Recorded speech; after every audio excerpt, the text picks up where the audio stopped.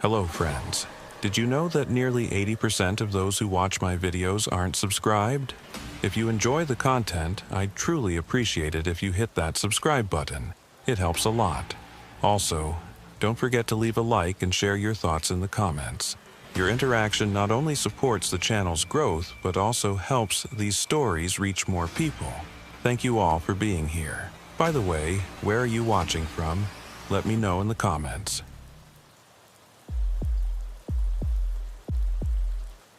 The cold metal of the pier bit through my boots as the clock struck 11.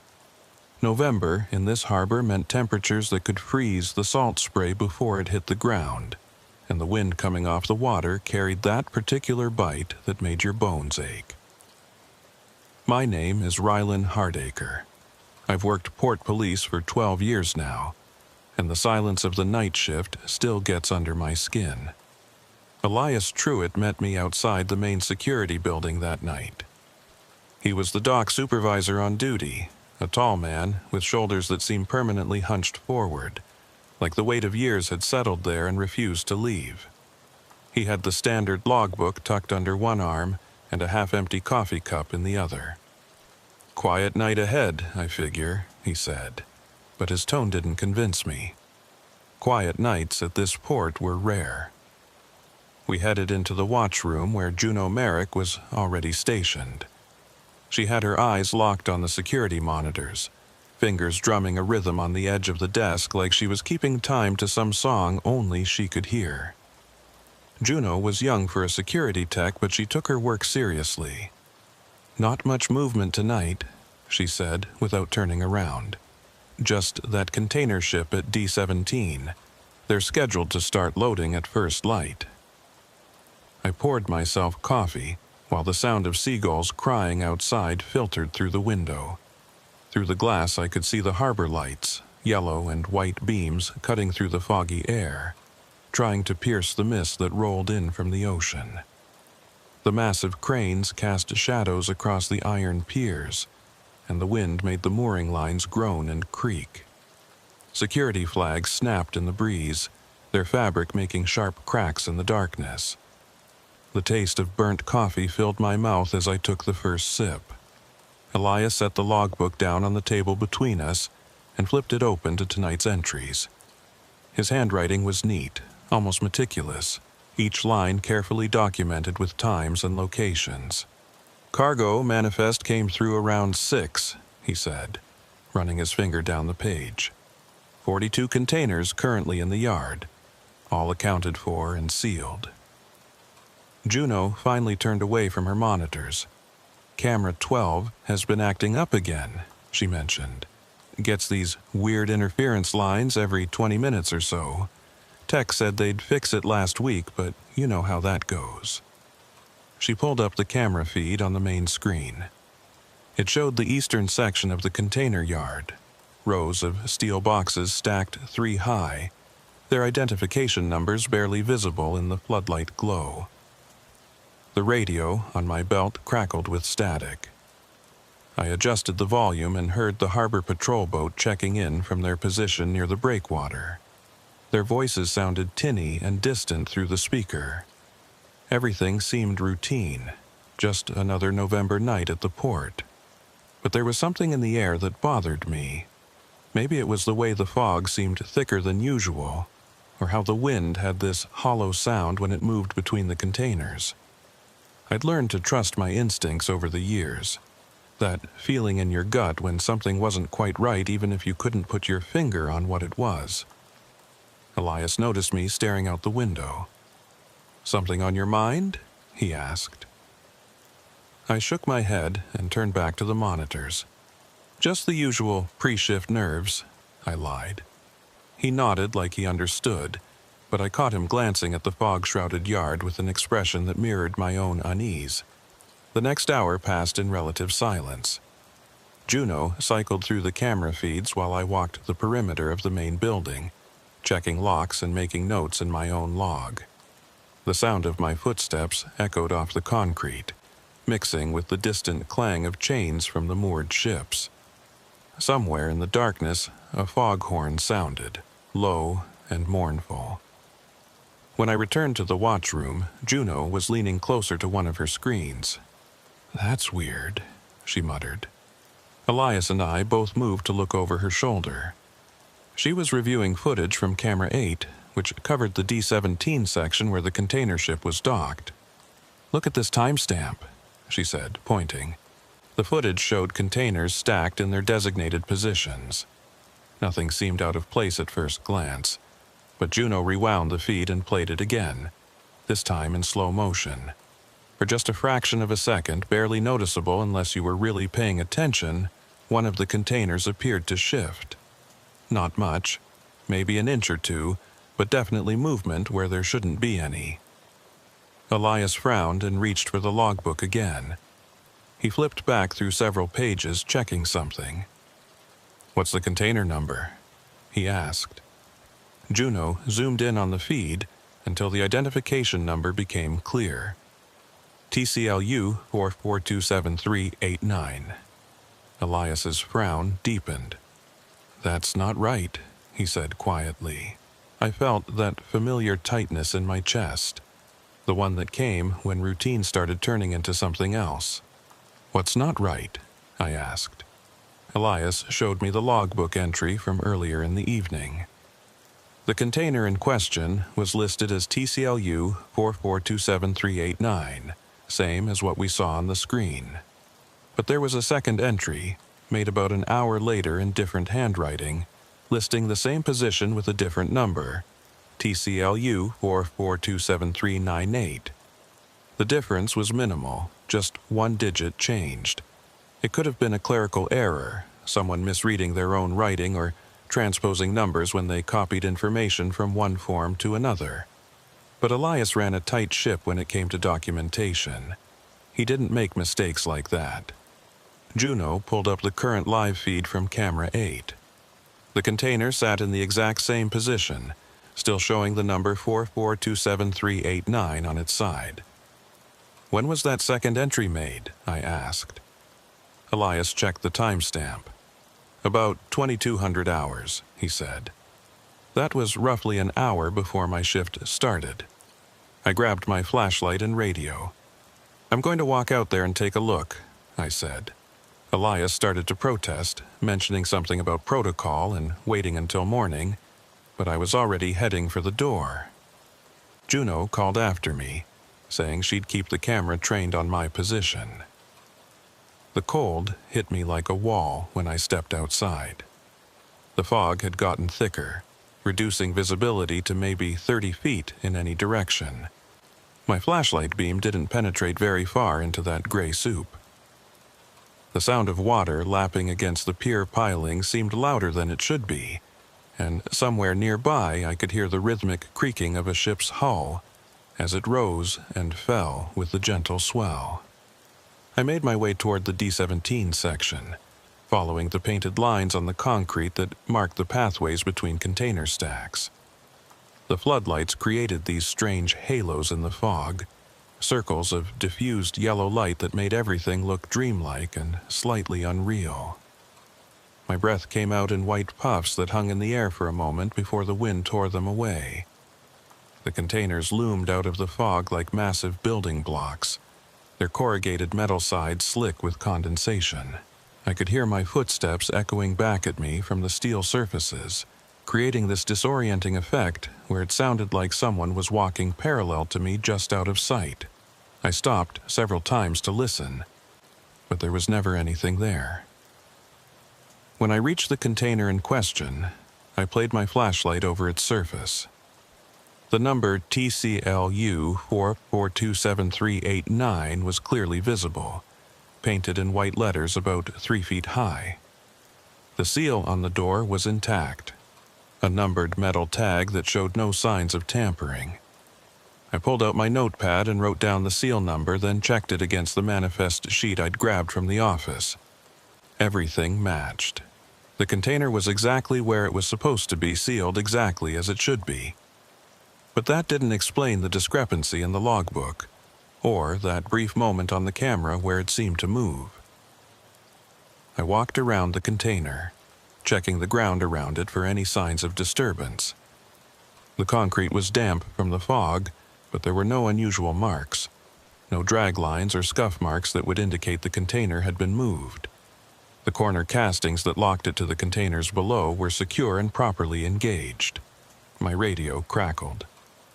"Hardacre, you getting anything out there?" It was Juno's voice, slightly distorted by static. I keyed the mic. "Negative, everything looks normal. Containers sealed and in position."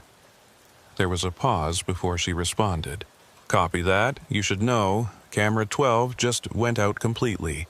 I'm getting nothing but snow." That was the camera she'd mentioned earlier, the one that had been having problems.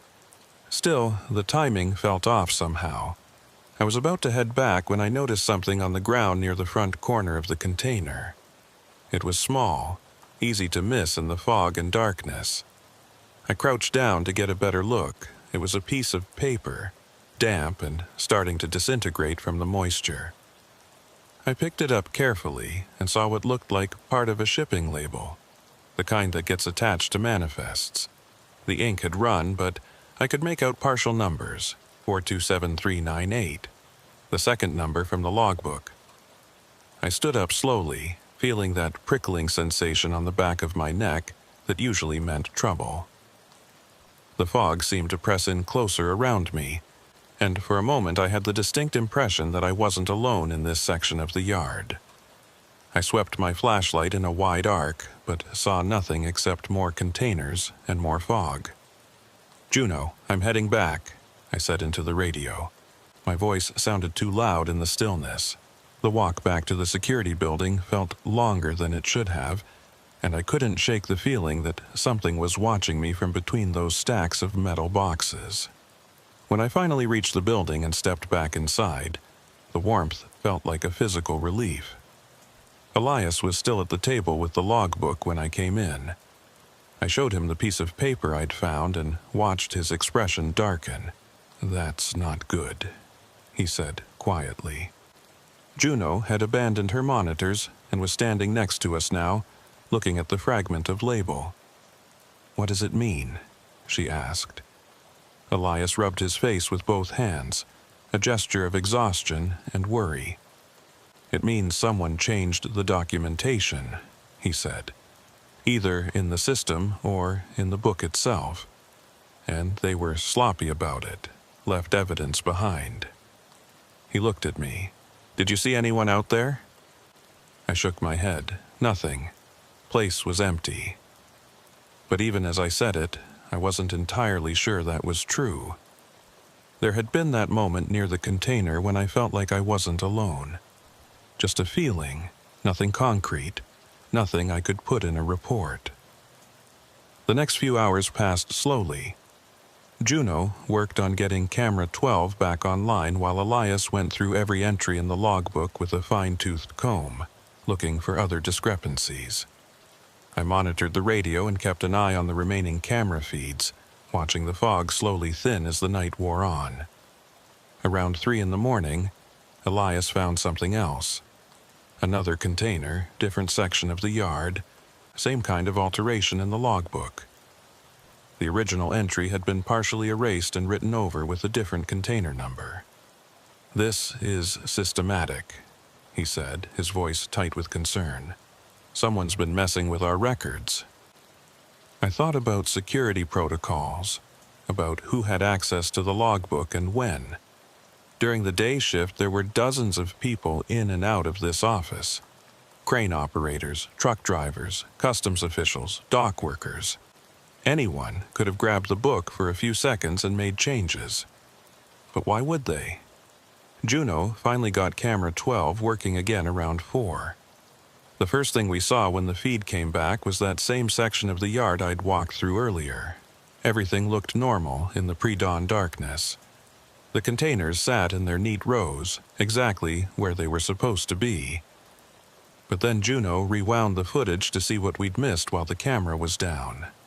What we saw made my blood run cold. The timestamp showed approximately 2:15 in the morning, maybe half an hour after I'd returned from my inspection. On the screen, the container TCLU 442738 was clearly visible in its position. Then, for just a single frame, maybe a tenth of a second, the image flickered. When it cleared, the container's door was open. Not all the way, just a crack, maybe 6 inches. The seal that I had personally verified as intact was dangling loose. We could see darkness inside the container, a black void that the camera's night vision couldn't penetrate. The next frame showed the door closed again, seal back in place, everything normal. It happened so fast that if we hadn't been reviewing the footage in slow motion, we would have missed it entirely. Juno played it back 3 more times to make sure we weren't seeing things. We weren't. Elias picked up the phone to call the harbor master. His hand was shaking slightly as he dialed. I couldn't blame him. In 12 years of working this port, I'd never seen anything like what we were looking at on that screen. The laws of physics didn't allow for containers to open and close themselves in the blink of an eye. While Elias talked on the phone, keeping his voice low and measured, I watched Juno cycle through the other camera feeds. Most showed exactly what you'd expect. Empty yards, parked equipment, the occasional security light creating pools of illumination in the darkness. But camera 8, the one covering D-17, showed something that made me lean in closer. The container was still in position, but there was something on the ground in front of it now, something that definitely hadn't been there when I'd inspected the area earlier. It looked like a puddle of some kind, dark and liquid, reflecting the floodlights above. "Juno, can you zoom in on that?" I asked, pointing to the screen. She manipulated the controls, bringing the image closer. The puddle was roughly circular, maybe 3 feet across, spreading out from directly beneath the container's door. It could have been water, condensation dripping from the metal, but there was something about the way it sat on the concrete, the way the light reflected off its surface, that didn't look quite right. Elias hung up the phone. "Harbor master's coming in early," he said. "Wants a full inspection of that container at first light." He looked at the screen, at the mysterious puddle we were all now staring at. "And he's calling in customs. If someone's been tampering with seals and documentation, this could be a smuggling situation." The radio on my belt crackled to life. It was the harbor patrol boat, the same one that had checked in at the start of my shift. But now the voice coming through the speaker sounded strained, uncertain. Security building, this is Harbor Patrol. We're getting some weird readings on our instruments out here. Compass is spinning. GPS is showing our position is about 3 miles off from where we actually are." I grabbed the radio. "Harbor Patrol, this is Hardacre. Are you experiencing any mechanical issues? Over." The response took a few seconds to come back, and when it did, there was heavy static in the background. "Negative on mechanical issues. Everything was fine until about 5 minutes ago. Then all our electronics started going haywire. We're returning to dock." Juno had pulled up the maritime tracking system on one of her computers. The harbor patrol boat's transponder signal was showing exactly what they'd described. A position reading that put them miles offshore when they were actually just past the breakwater. As we watched, the signal jumped around erratically, appearing in different locations on the map before finally stabilizing near the main pier. The fog was starting to lift as dawn approached. Through the window, I could see the sky beginning to lighten in the east, that deep blue-black of night slowly giving way to the gray of early morning. The floodlights in the yard seemed less necessary now, their yellow glow fading into the growing natural light. Elias made the decision to conduct another physical inspection before the harbor master arrived. This time, all 3 of us went, walking together through the container yard as the sun slowly rose behind us. The puddle we'd seen on camera was still there, but in person it looked even stranger than it had on the screen. It wasn't water. The consistency was wrong, thicker somehow, and it had this faint iridescent sheen to it like motor oil. But it didn't smell like oil. It didn't really smell like anything, which was almost more disturbing than if it had reeked.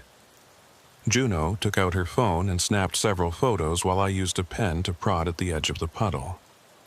The liquid moved sluggishly, reluctantly, like it didn't want to be disturbed. When I lifted the pen, a thin strand of the stuff clung to it for a moment before breaking. Elias was examining the container seal again, and I heard him make a small sound of surprise. "Look at this," he said. The seal was intact, number matching what was in the records. But there were marks on it now that I was certain hadn't been there during my midnight inspection. They looked almost like scratches, thin, parallel lines scored into the metal. They could have been from handling, from the seal being roughly installed. But there were 3 lines perfectly parallel, each exactly the same depth. They looked deliberate. We were about to head back to the security building when I heard it. A sound from inside the container, muffled and distant but unmistakable. It was a metallic scraping, like something being dragged across a steel floor. All 3 of us froze, looking at each other with expressions that probably mirrored my own confusion and growing dread. Elias put his ear against the container's door. We stood there in silence, barely breathing, listening. The sound came again, clearer this time. Scrape, pause, scrape. Rhythmic, deliberate, like something heavy being moved in short increments. Then it stopped, and the silence that followed felt heavier than it should have. "There's something in there," Juno whispered. Her face had gone pale in the dawn light. Elias checked his watch. "Harbor Master will be here in about 20 minutes, he said. "We wait for him before we open it. Whatever's in there can wait that long." But I wasn't so sure about that. The scraping sound had felt intentional, almost like it was meant for us to hear.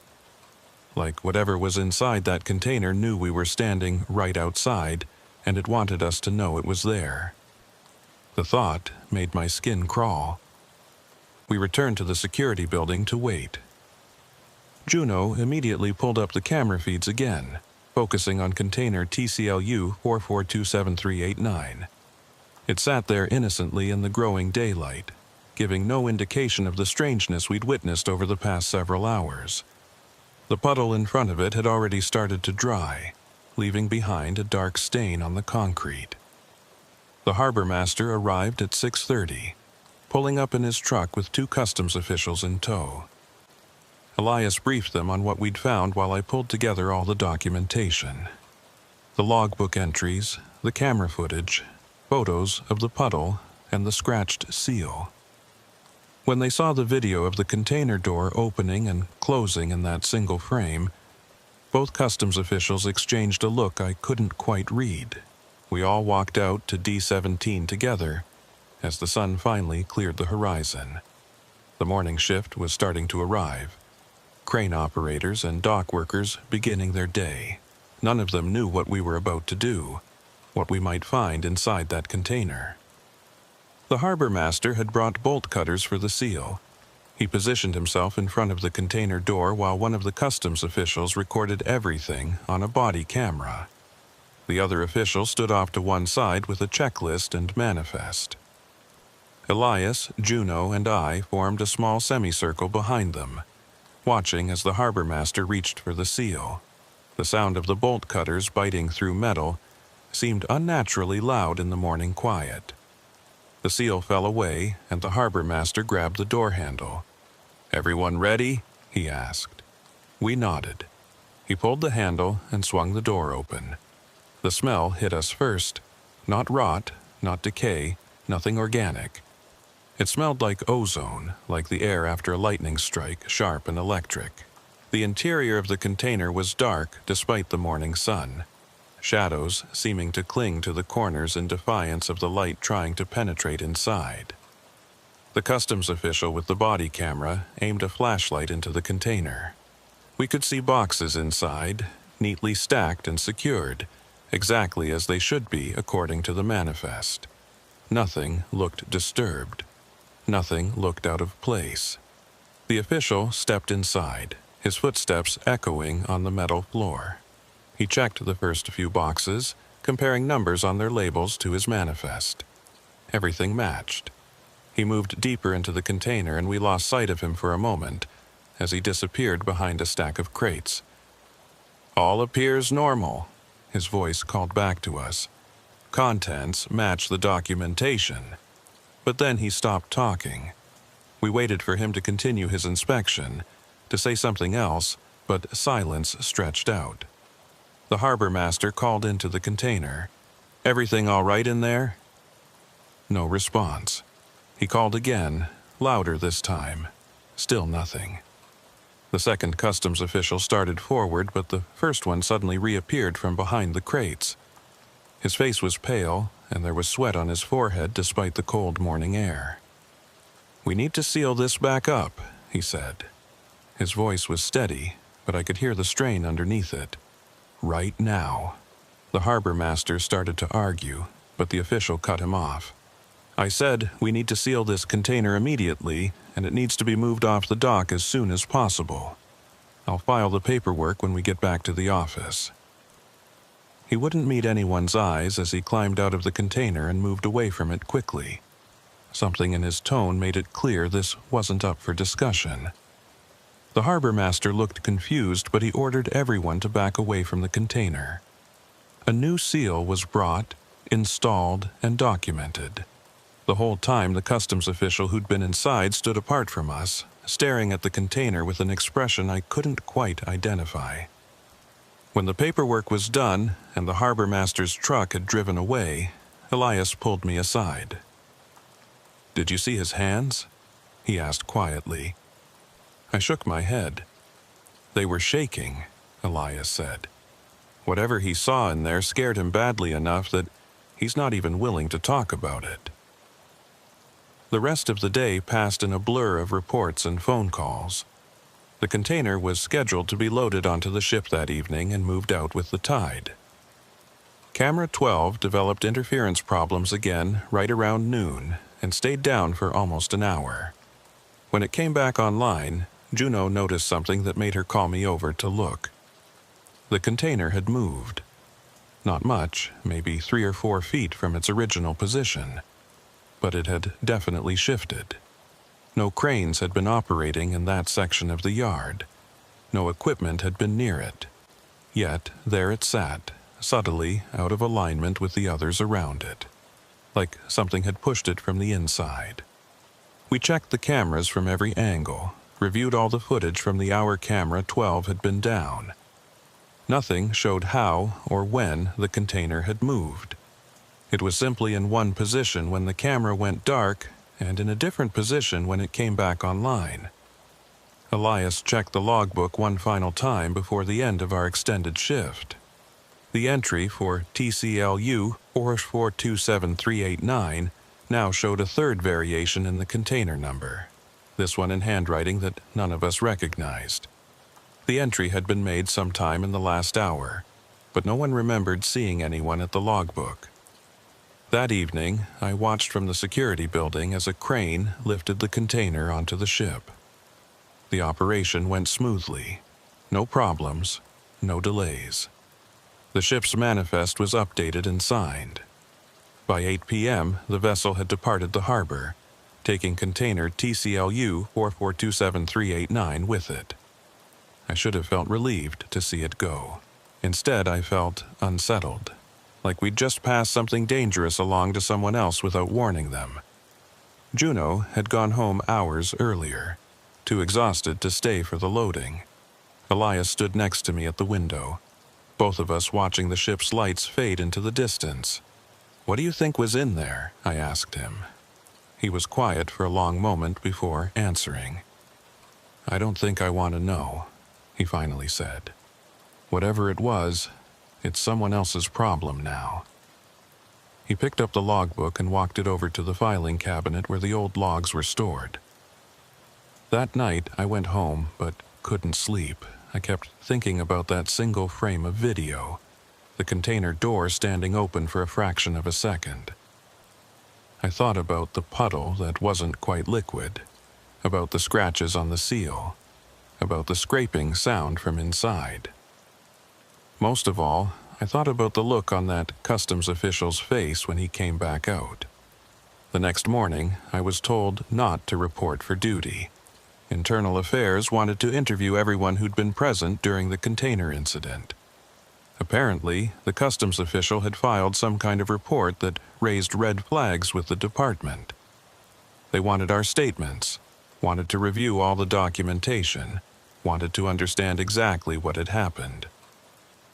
I gave my statement 3 times to 3 different people. Each time they focused on different details, asked the same questions in different ways. They seemed particularly interested in the video footage, in the discrepancies in the logbook, and why we hadn't immediately reported the irregularities to higher authorities. I answered as honestly as I could, but I could tell they thought we were holding something back. Maybe we were. Maybe there were details that seemed too strange to include in an official report, things that would make us sound unreliable or unstable. Like the way the fog had felt almost alive that night, pressing in around us with purpose, or how the container seemed to radiate cold, even though thermometers showed ambient temperature. Small things, subtle things, things that added up to a feeling rather than facts. The investigation lasted 3 weeks. In the end, they concluded that there had been documentation errors, possibly due to fatigue, possibly due to computer glitches in the manifest system. The video footage was deemed corrupted, the single frame showing the open door classified as a technical artifact. The puddle was attributed to condensation or leaked coolant from nearby equipment. Everything had a rational explanation, neatly filed and categorized. But they never explained what the customs official saw inside that container.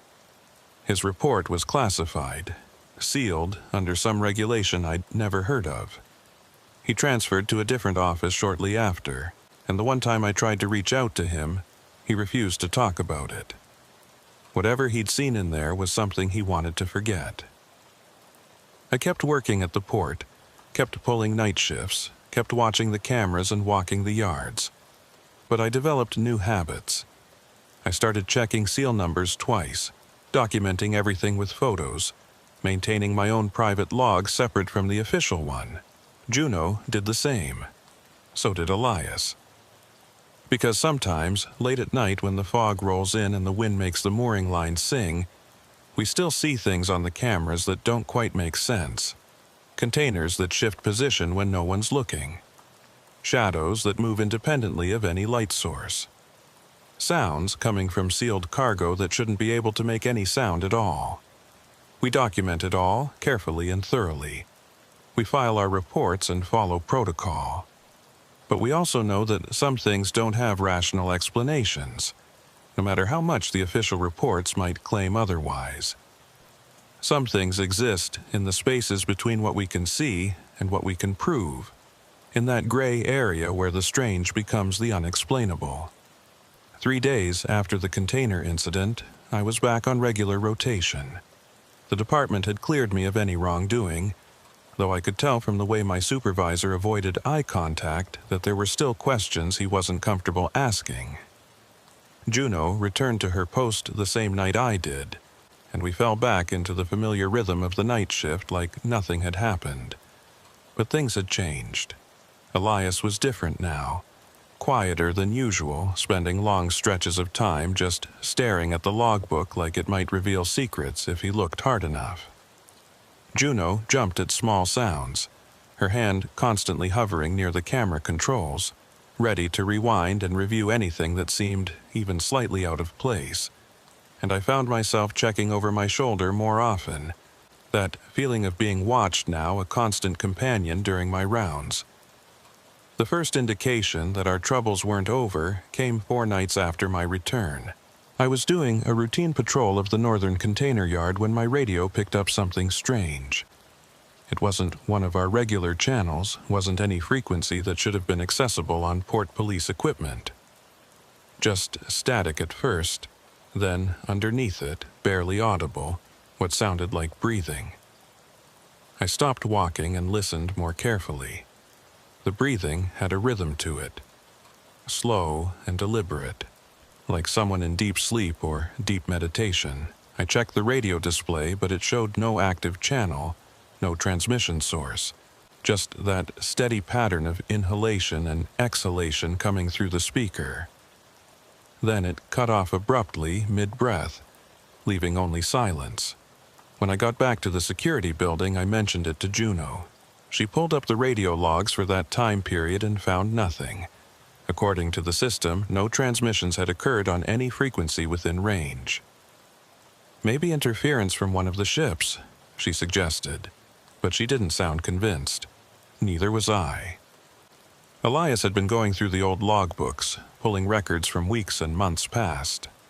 I found him at 2 a.m, surrounded by open books, making notes on a legal pad in his careful handwriting. "Found something interesting," he said without looking up. "This isn't the first time we've had documentation discrepancies." He showed me entries dating back almost 6 months.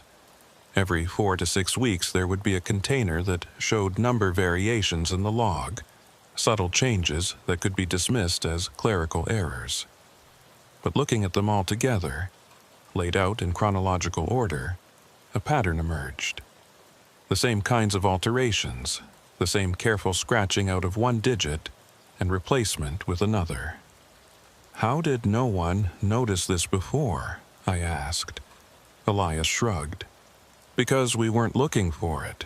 Each incident was handled individually, explained away, forgotten, but put them all together." He trailed off, gesturing at the notebooks. Put them all together, and it looked like something systematic, something intentional. I started helping him document the pattern. We created a timeline, marking each incident, noting which section of the yard it occurred in, which shift was on duty. What we found was disturbing in its consistency. Every incident happened during the night shift. Every container in question was in the same general area of the port. The D section, where TCLU 4427389 had been located.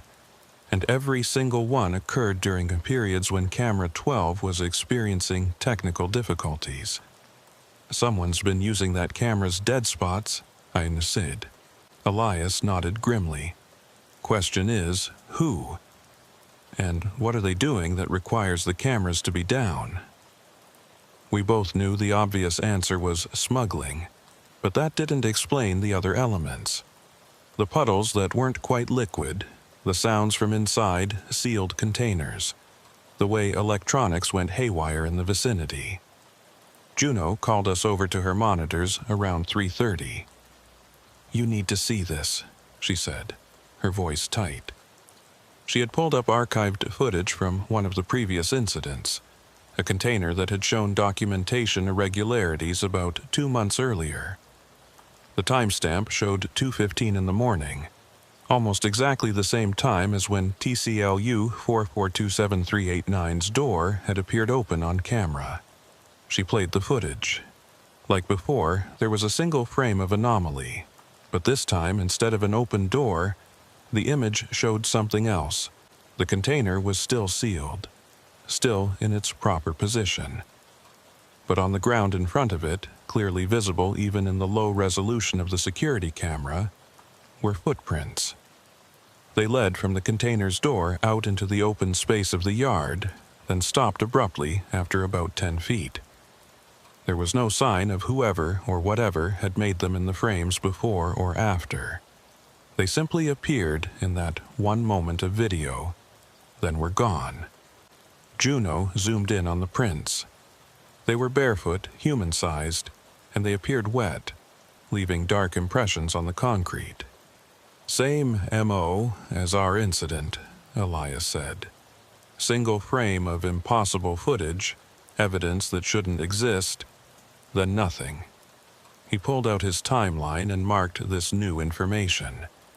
"If this pattern holds, we're due for another incident within the next week or two." The thought sat uneasily with all of us. Whatever was happening at this port, it was ongoing, cyclical. And now that we knew what to look for, We couldn't pretend not to see it anymore. We made a decision that night, unofficial and unspoken at first, then formalized with a handshake. We would document everything, keep our own records separate from the official logs, and try to be ready for whatever came next. The following nights passed without incident, but the tension never left. We started taking extra cameras from storage, setting up our own surveillance system focused specifically on the D section. Elias modified the logbook procedure, requiring photo documentation of every seal number at the start and end of each shift. Juno installed software that would alert us immediately if camera 12 went down for any reason. On the 6th night after our decision to actively investigate, we got our first hit. At exactly 2:13 in the morning, camera 12's feed cut to static. Juno's alert system started shrieking, and all three of us converged on her station. The camera had gone down, and according to the diagnostic data, it wasn't a technical malfunction. Something was actively jamming the signal. I grabbed my flashlight and radio and headed for the door. Elias tried to stop me, citing safety protocols and the need to call for backup, but I was already moving. Whatever was about to happen in D section, I wanted to see it with my own eyes this time. I heard him cursing behind me as he grabbed his own equipment to follow. The run to D section took about 3 minutes. The fog was thick again tonight, reducing visibility to almost nothing. I could hear my own breathing loud in my ears, my boots pounding on the pavement, the distant sound of water against the pier pilings. When I reached the container yard, I slowed down, trying to move more quietly. The section was dark, the floodlights creating only small islands of illumination in the dense fog. I could see containers looming out of the mist like sleeping giants. My flashlight beam didn't penetrate far, reflecting back off the water droplets suspended in the air. I keyed my radio. "Juno, which container?" I whispered. Her voice came back distorted by static. "Can't, clearly, camera down, D17 vicinity." The signal degraded into noise. I was on my own. I moved between the container stacks, checking the identification numbers, trying to orient myself. The fog played tricks with sound, making it seem like footsteps were coming from every direction at once. Then I heard it. That scraping sound, metal on metal, coming from somewhere ahead of me. I killed my flashlight and let my eyes adjust to the darkness, moving forward slowly. The scraping came again, closer now, rhythmic and purposeful. Scrape, pause, scrape. I rounded a stack of containers and froze. There, in front of me, was a container with its door standing wide open. The seal lay on the ground, cut cleanly through. But there was no one around, no equipment, no sign of how the seal had been breached. The container's interior was pitch black, a rectangle of absolute darkness that seemed to absorb what little light there was. The scraping sound came again, and this time I could tell it was coming from inside the container. Something was moving in there, shifting around in the dark. My hand went to my radio automatically, but I hesitated. What would I report? That I'd found an open container with something inside making noise? Without witnesses, without evidence, it would sound insane. I was still trying to decide what to do when I heard Elias calling my name. He emerged from the fog a moment later, breathing hard from running. He saw the open container, and his eyes went wide. "Jesus," he muttered. "Is there someone inside?" Before I could answer, the scraping stopped. The silence that followed felt worse somehow, pregnant with expectation. We stood there in the fog and darkness, staring at that open container, waiting for something to happen. My heart was hammering so hard I could feel it in my throat. Then we heard it. Footsteps, slow and deliberate, coming from inside the container. They were moving toward the opening, toward us. I reached for my sidearm, thumbing off the safety. Elias had his flashlight up. The beam pointed at the container entrance, but not turned on yet, his thumb hovering over the switch. The footsteps reached the opening. We could hear breathing now, shallow and raspy.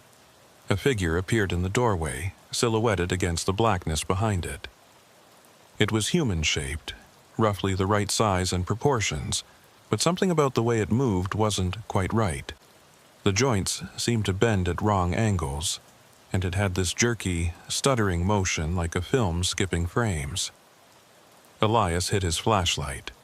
The beam caught the figure full on, and what I saw in that moment burned itself into my memory. It was a man, or had been. His skin was gray and slick with something that could have been water but looked thicker. His eyes were open but clouded over, unseeing.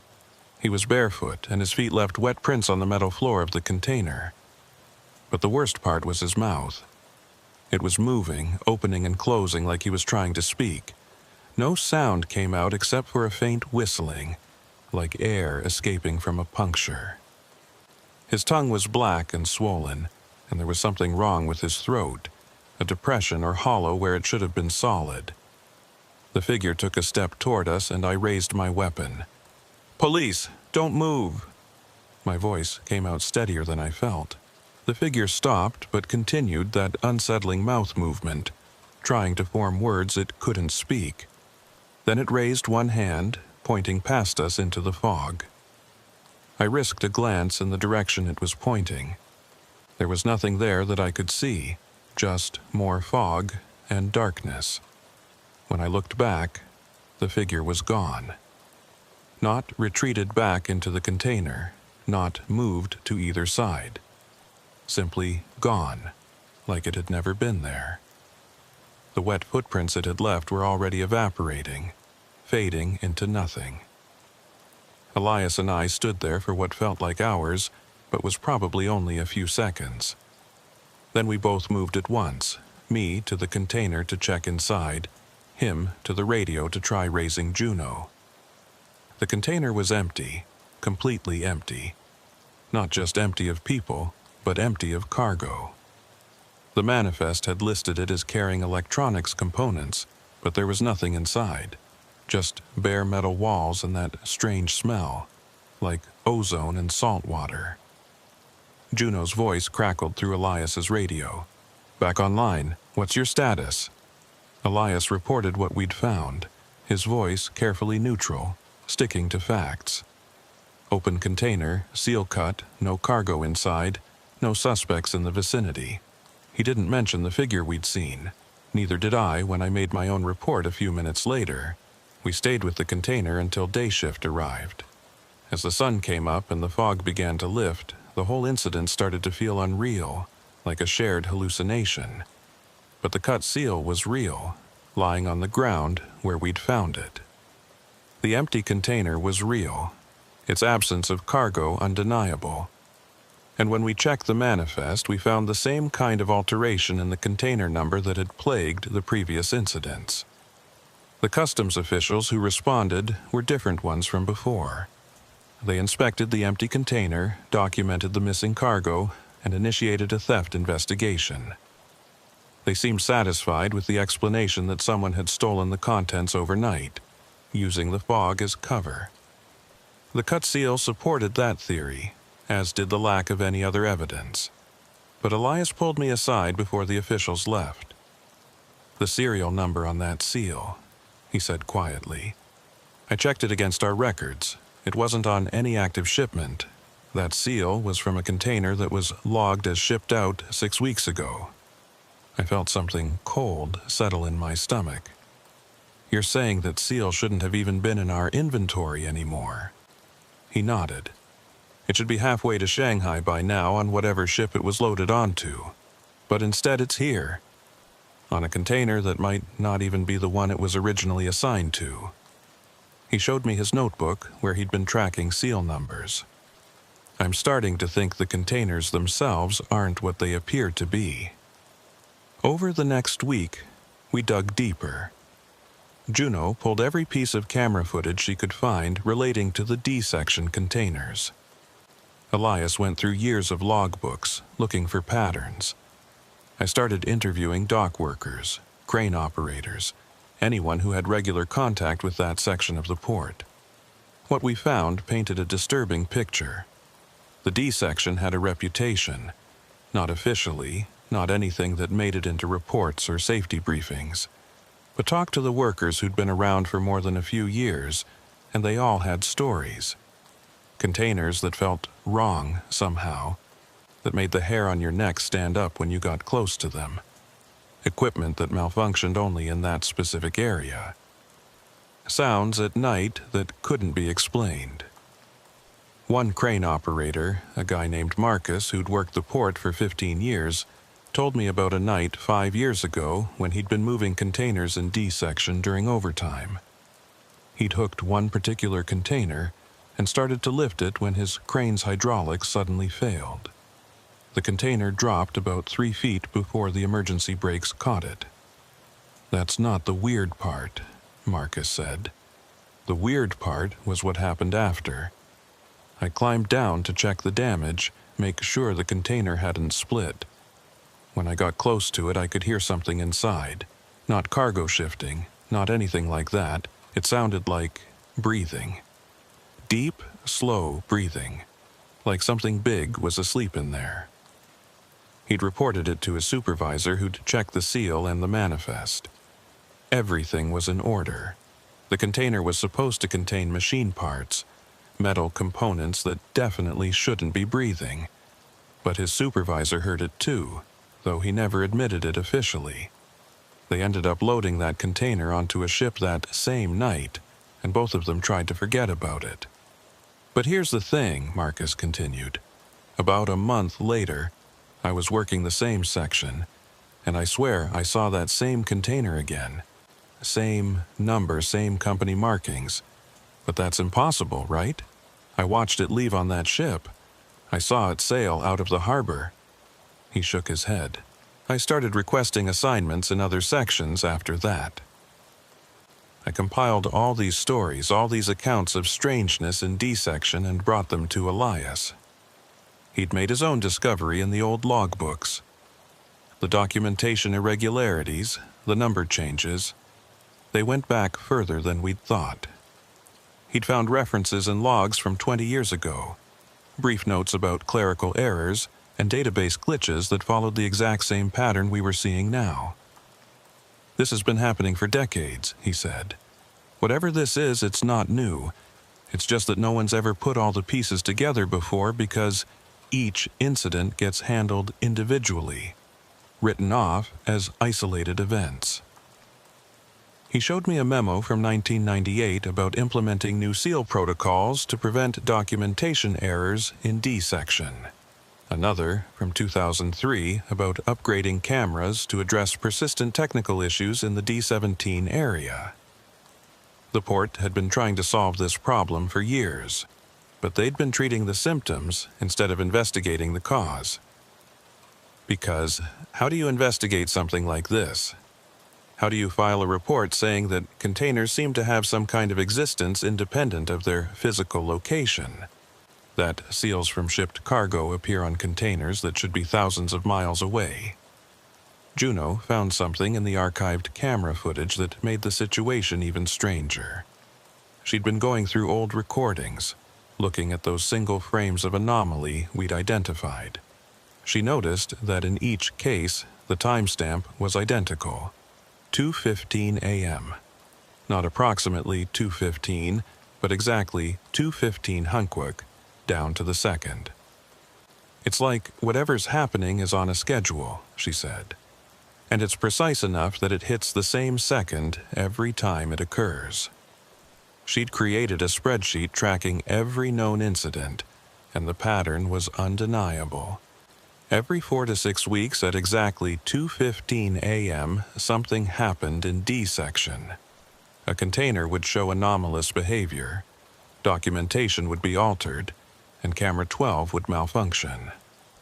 We were 1 week away from the next projected incident according to Juno's timeline. This time, we were determined to be ready. We set up additional cameras, got permission to run extended patrols in D section during the critical time window, and coordinated our schedules so all three of us would be on duty that night. But the universe, or whatever force was at work in our port, had other plans. 3 days before the projected date, at 2:15 a.m. on a Tuesday morning, Camera 12 went down. We hadn't been expecting it, hadn't prepared. I was in the middle of a patrol on the opposite side of the port when it happened. By the time I got to D section, it was over. A container stood open, empty of cargo it was supposed to contain. The seal was cut, lying on the ground. But this time there was something else, something new. Inside the container, written on the metal wall in what looked like frost or condensation, was a string of numbers. The numbers were arranged in groups: 41, 31558, Degaza N, and 70, Wazohose, EU, Sir, 7 Force W. I recognized them immediately as coordinates. I pulled out my phone and looked them up. They pointed to a location in the Atlantic Ocean, about 150 miles southeast of Nantucket. Deep water, no land, no islands, just ocean. Elias arrived a few minutes later with Juno. They saw the numbers and Elias went pale. "That's where ships report anomalies," he said quietly. "There's a small area of the Atlantic where compasses don't work right, where GPS gets unreliable. It's documented but not well publicized because they can't explain it. Most ships just avoid that section of ocean." We stared at those coordinates, at that impossible message written in frost inside a sealed container, and I think we all knew in that moment that we'd stumbled onto something much bigger and much stranger than we'd imagined. This wasn't just about one port or one section of a container yard. This was about something vast and inexplicable that our facility just happened to be connected to. The frost began to melt as we watched, the numbers running and blurring, becoming illegible. Within minutes, they were gone completely, leaving no trace that they'd ever been there. We documented what we could, took photos, made notes. But I knew even then that this evidence would be dismissed, explained away, forgotten like all the rest. And I was right. The official report classified it as another cargo theft. The coordinates were never mentioned, deemed irrelevant graffiti by the investigating officers.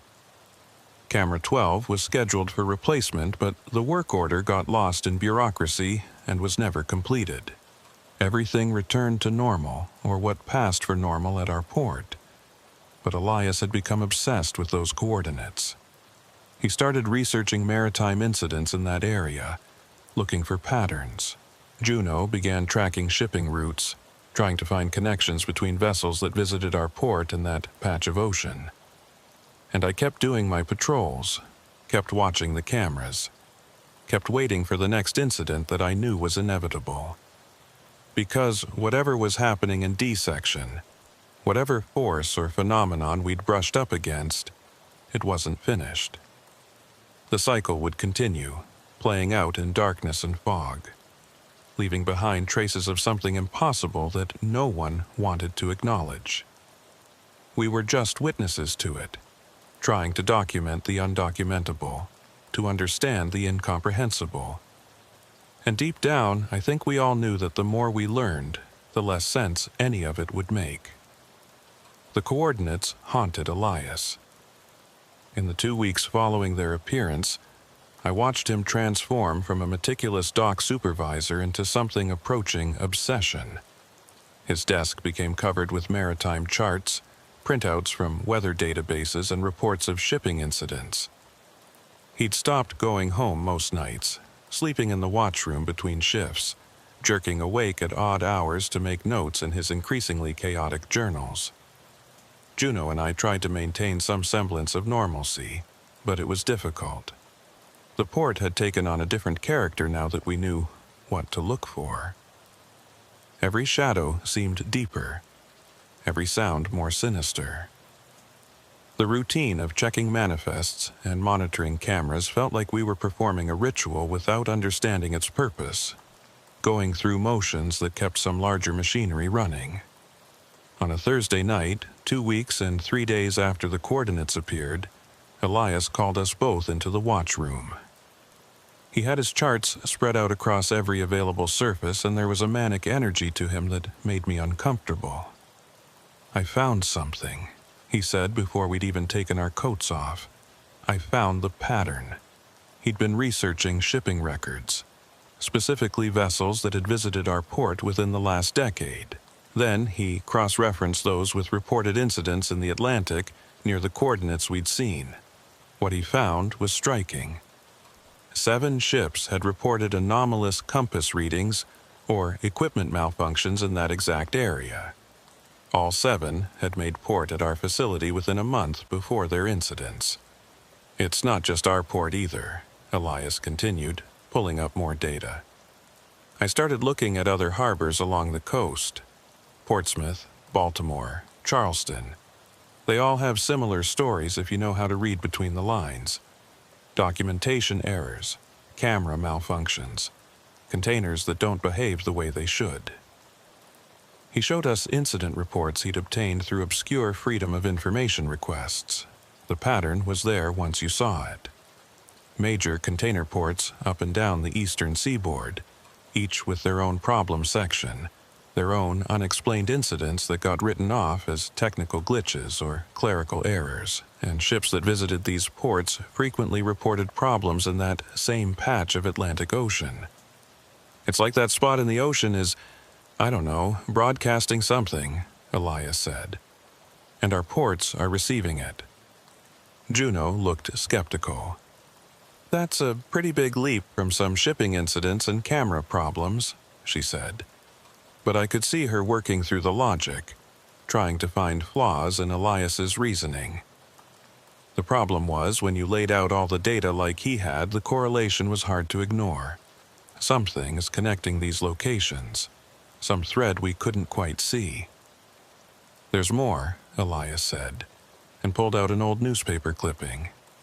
It was from 1963, a brief article about a fishing vessel that had gone missing near those coordinates. The boat was eventually found, adrift and empty, with its entire crew vanished. The only unusual detail mentioned was that when the Coast Guard boarded it, they found the hold full of water despite there being no apparent breach in the hull. The cargo of fish was gone. He had dozens of similar stories spanning decades, ships that reported strange phenomena near those coordinates, vessels that disappeared or were found abandoned, aircraft that experienced instrument failures when flying over that area. "There's something there," he insisted. "Something in that water that's been active for a long time. And somehow our container yard is connected to it." I thought about the figure we'd seen emerging from the container, its gray skin slick with water that wasn't quite water.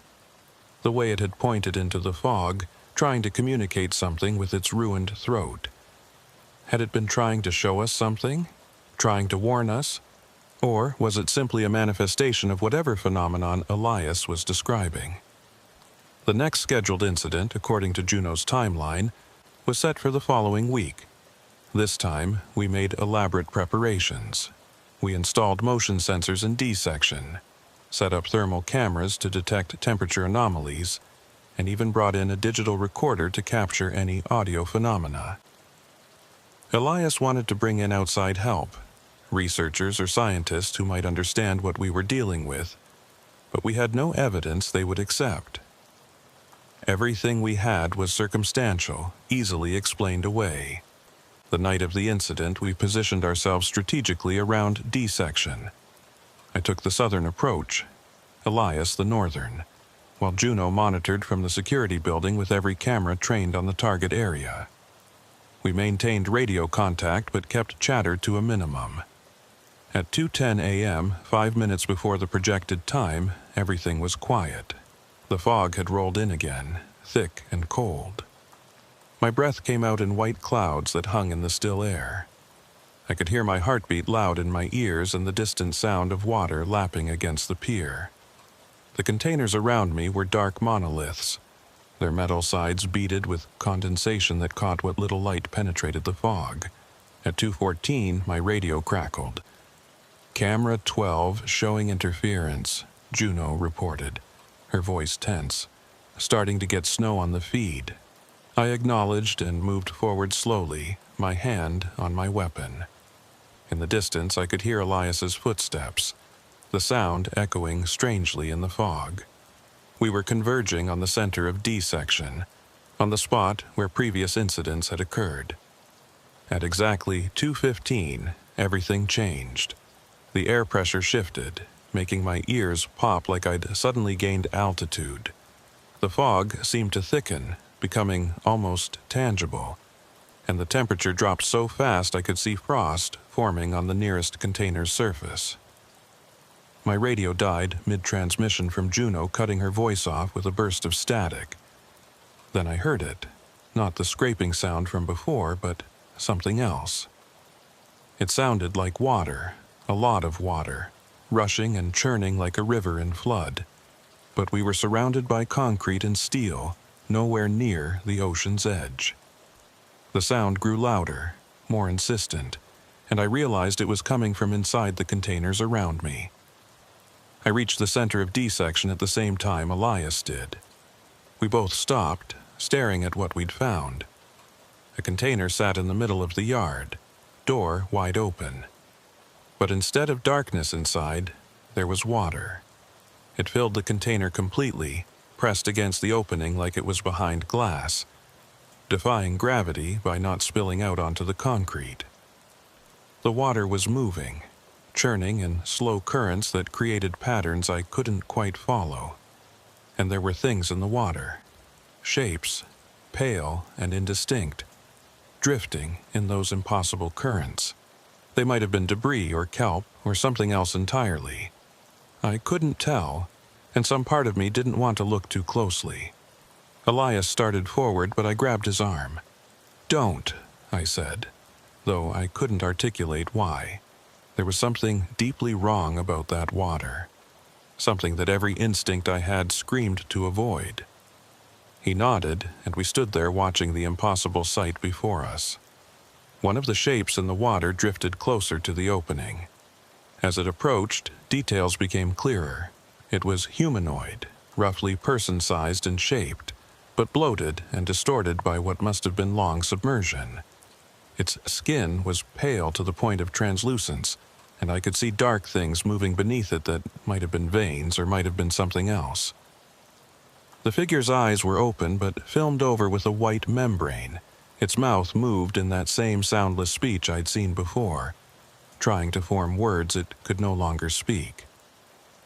Then its hand pressed against the barrier of water, fingers spreading, and I saw that the skin between them was webbed. Elias made a small sound beside me, something between a gasp and a sob. The figure in the water seemed to hear him because its head turned, those clouded eyes focusing in our direction. It raised its other hand and began to write on the water's surface from the inside. The movements left trails that glowed faintly, numbers appearing in luminous lines, more coordinates. But these were different from the first set.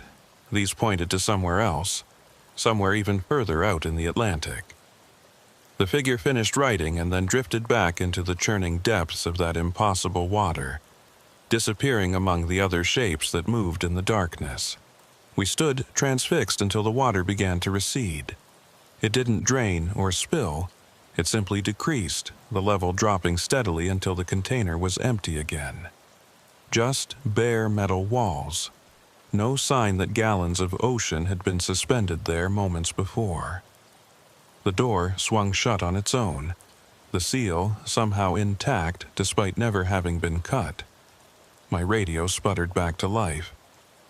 "Reading you? Hardacre? Truett, what's your status?"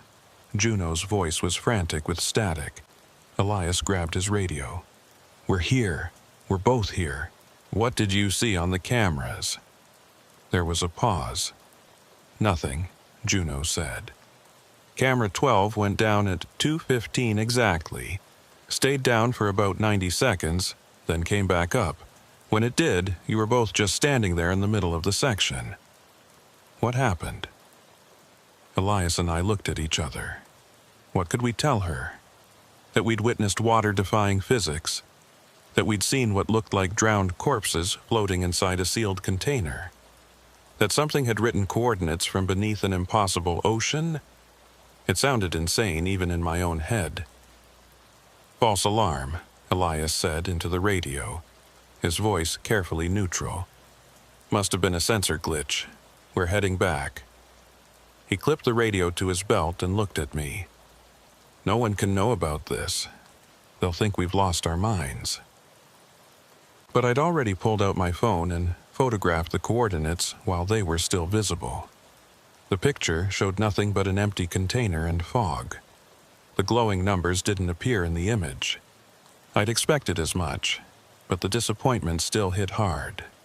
No evidence, no proof, just our word against the rational explanation that we'd imagined it all. We walked back to the security building in silence.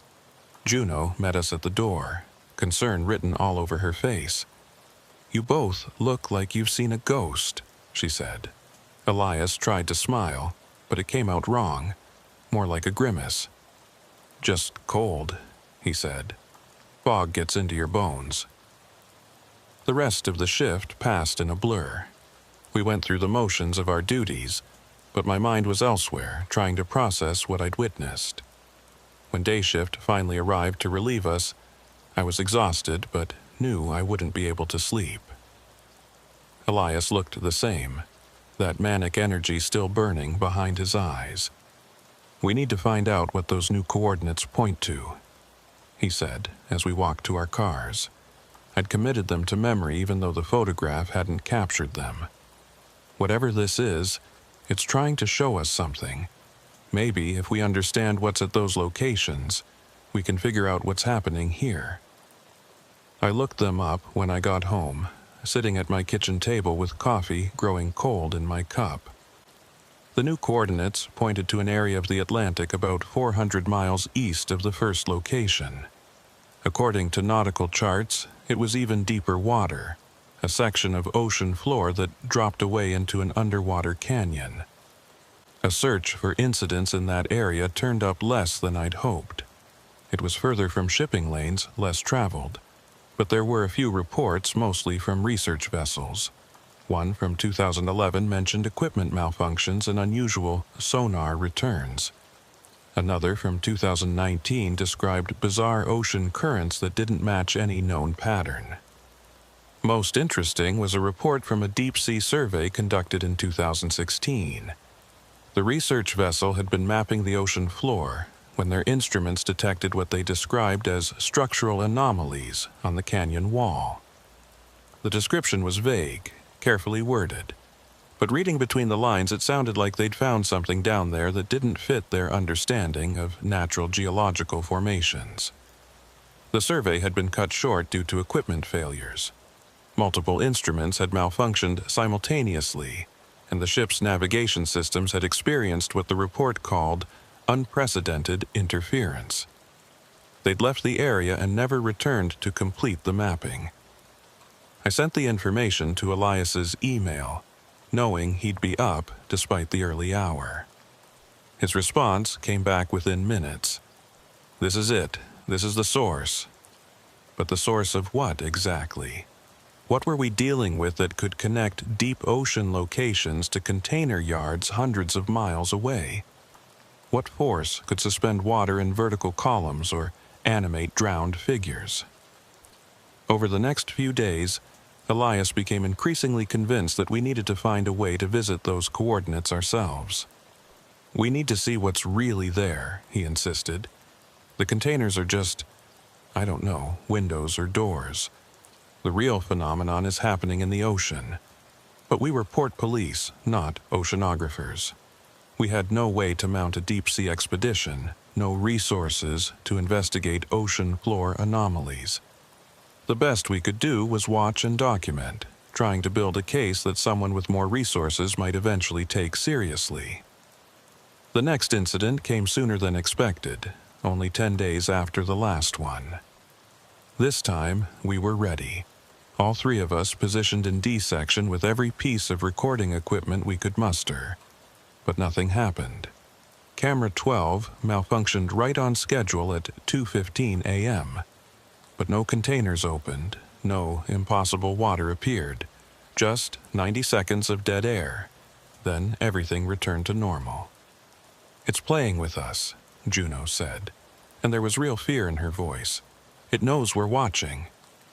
Elias disagreed. "It's not conscious," he argued. "It's a phenomenon, a natural occurrence we don't understand yet. It's like trying to predict earthquakes or solar flares. There's a pattern, but it's not perfect." I wasn't sure which possibility scared me more. The idea that we were dealing with some kind of intelligence, or that we were witnessing natural phenomena so far outside our understanding that they might as well be supernatural. Either way, we were out of our depth in every sense of the word. The logbook continued to show irregularities. Container numbers would change between entries. Seals that should have shipped out weeks ago would appear on new cargo, and documentation would become corrupted in ways that made investigators think database glitches but never look deeper. It was all connected, all part of something larger than any of us wanted to admit. 2 weeks later, I was doing a routine morning inspection when I found something that made my blood run cold. One of the containers in D section, one that according to records had been sitting empty and unused for months, was leaking. Water was seeping from beneath the door, creating a puddle that spread slowly across the concrete. I called Elias and Juno immediately. By the time they arrived, the puddle had grown to about 6 feet across. It had that same quality as the substance we'd seen before, not quite behaving like normal water.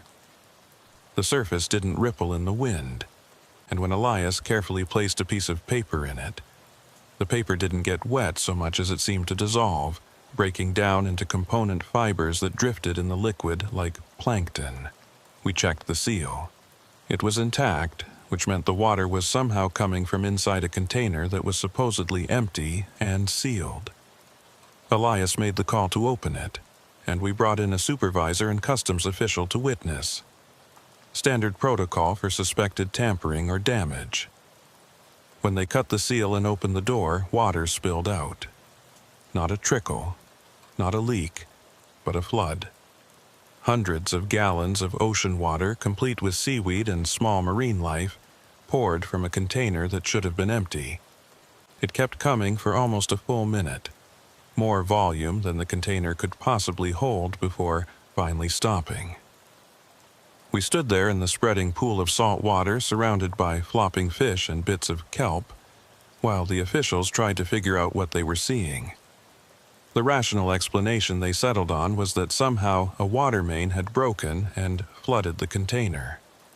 Never mind that there were no water mains in that section of the yard. Never mind that the water was clearly from the ocean. Never mind that the volume was impossible.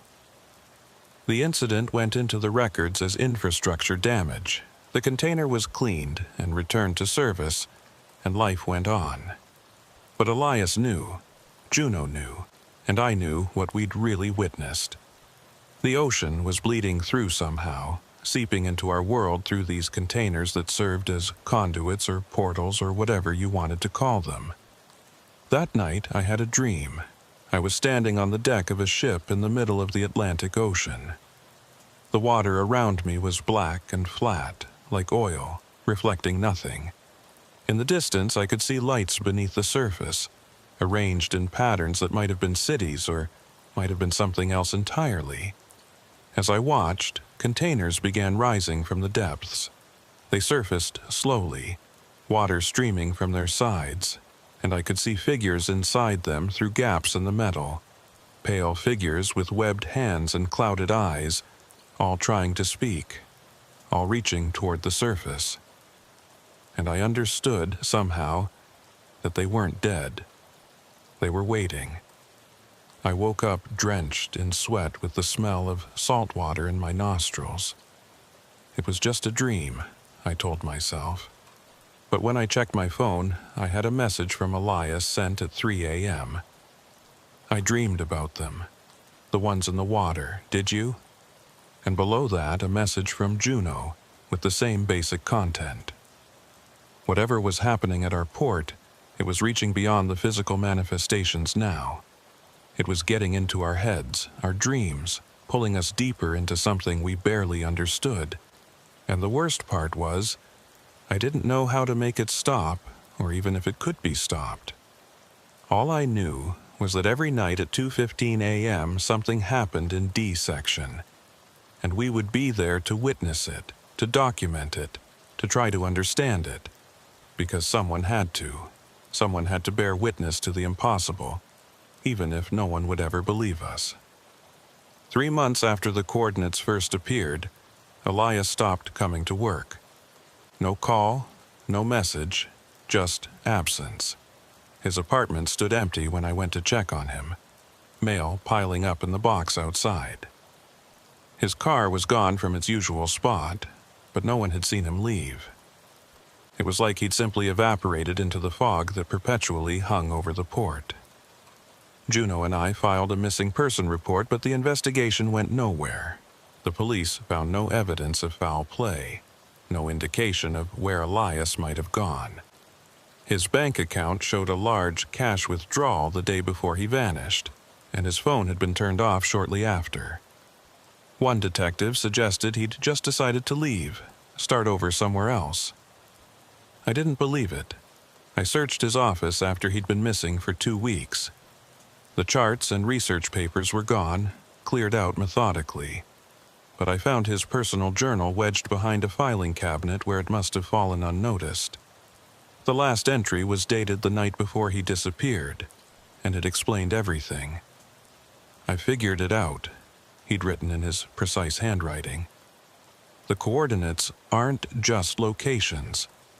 They're depths, layer upon layer descending into the ocean. Each set of numbers leads deeper, further down, and I think there's a bottom, an endpoint where whatever this is originates. I'm going to find it. I've chartered a boat.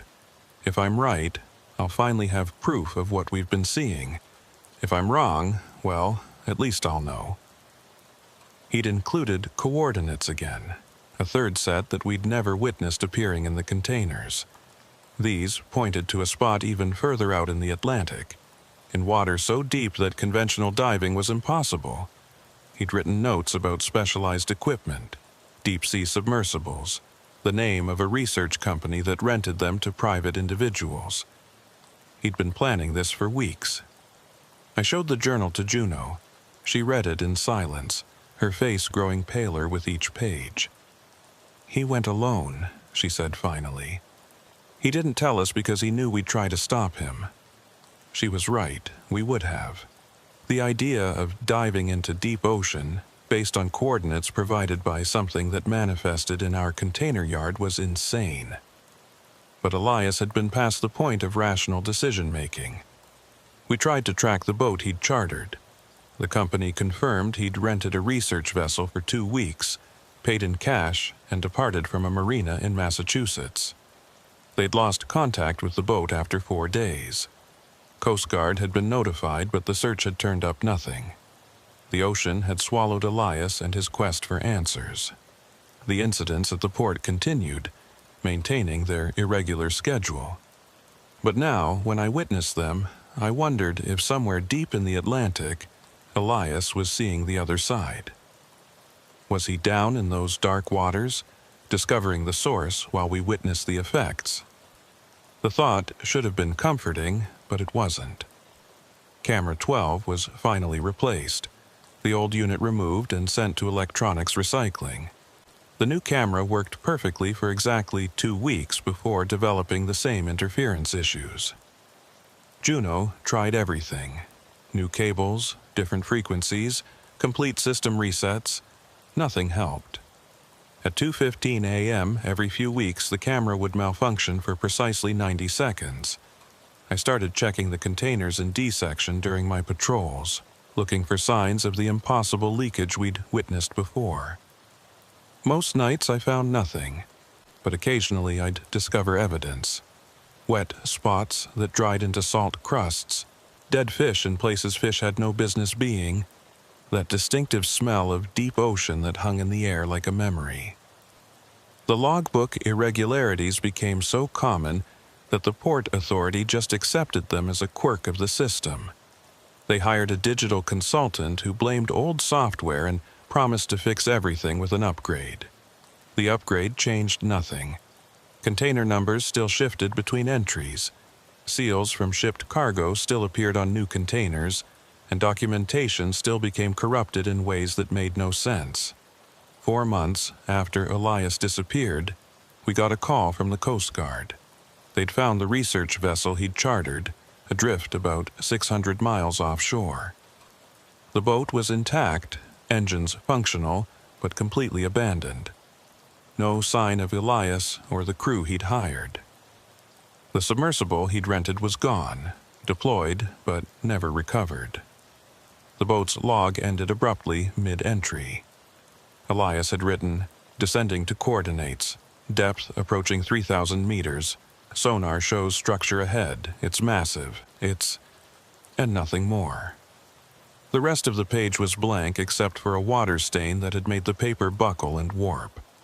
Analysis of the stain showed it was salt water, but with properties they couldn't quite explain. Mineral content that didn't match any known ocean composition. I attended the memorial service they held for Elias. His family was there, confused and grieving, asking questions I couldn't answer. How could I tell them he'd disappeared investigating an impossible phenomenon? That he'd gone looking for the source of something that manifested in our container yard and connected to depths of ocean that humans rarely explored? It would sound like the ramblings of someone who'd lost touch with reality. Juno took it hard. She started requesting day shifts, avoiding the night watch when the incidents occurred. I didn't blame her. I'd requested the same if I could have afforded to, but I felt an obligation now, to Elias and to whatever truth he'd been seeking. Someone had to keep watching, keep documenting. Someone had to bear witness. The dreams continued, worse now without Elias around to share them. I'd dream of being underwater, pressure crushing me from all sides, descending toward lights that formed patterns I couldn't comprehend. Sometimes I'd see Elias in these dreams, his skin gone gray and slick, his eyes filmed over, trying to speak through a ruined throat. He'd point downward, always downward, toward depths I couldn't fathom. One night, 6 months after his disappearance, something different happened. It was 2:15 a.m. and I was in D section as usual, camera 12 having just gone dark on schedule.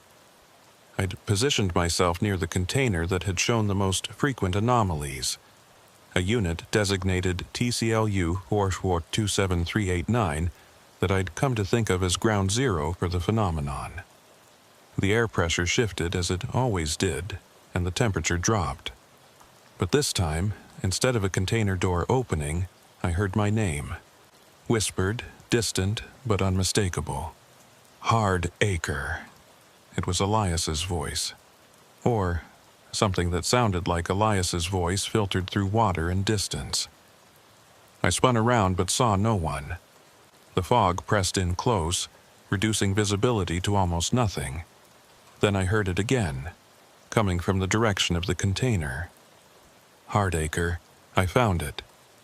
The voice was wrong, each word spoken with unnatural pauses between, like the speaker had forgotten how human speech worked.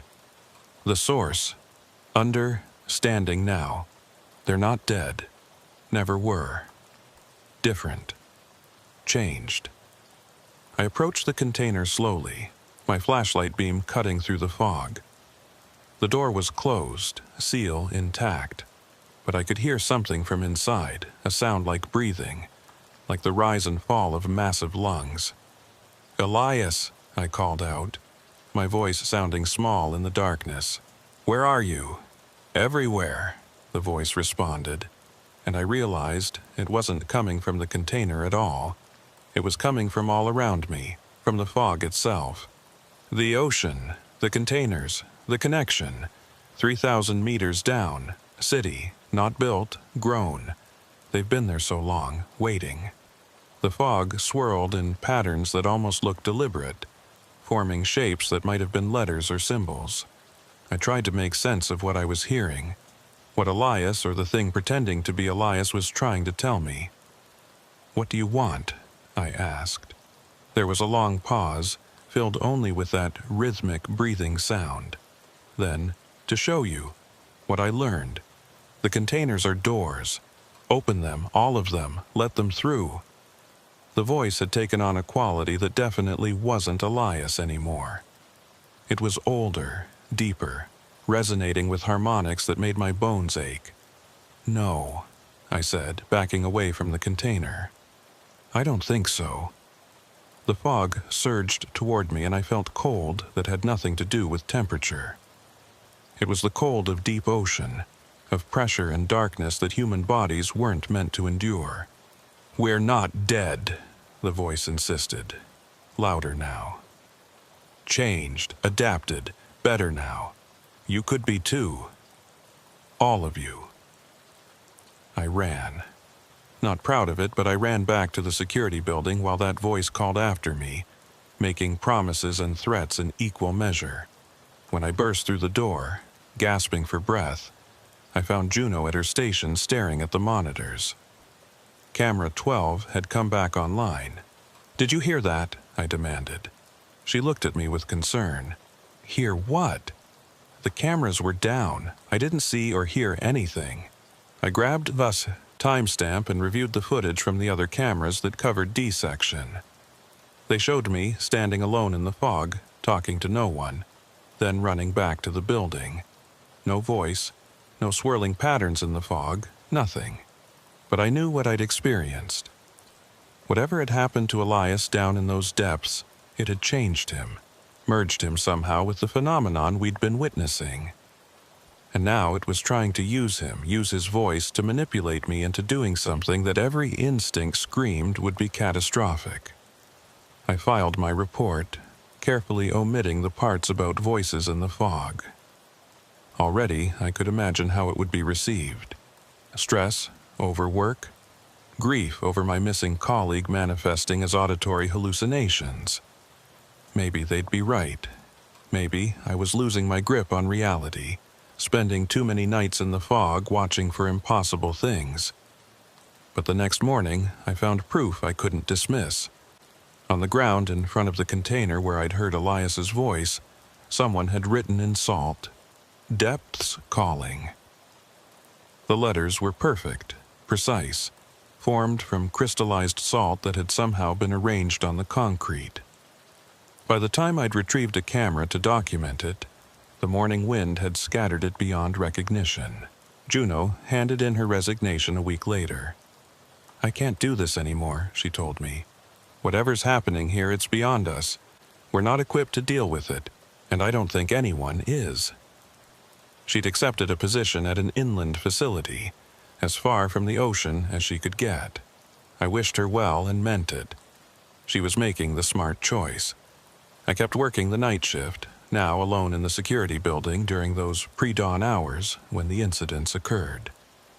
The Port Authority stopped replacing my partners after 3 different officers requested transfers within their first month. Word had gotten around that D section was a bad assignment.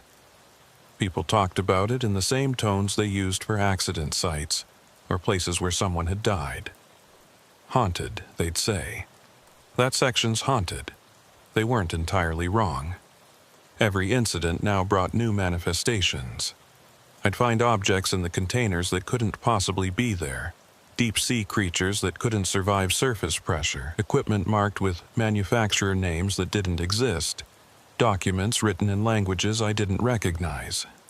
All of it would disappear by the end of my shift, returning to wherever it had come from. The dreams evolved. Now, instead of just descending toward those underwater lights, I'd sometimes reach them. I'd see what Elias must have seen. structures of impossible geometry, grown rather than built, massive and ancient beyond reckoning, and I'd see the inhabitants, if that's what they were.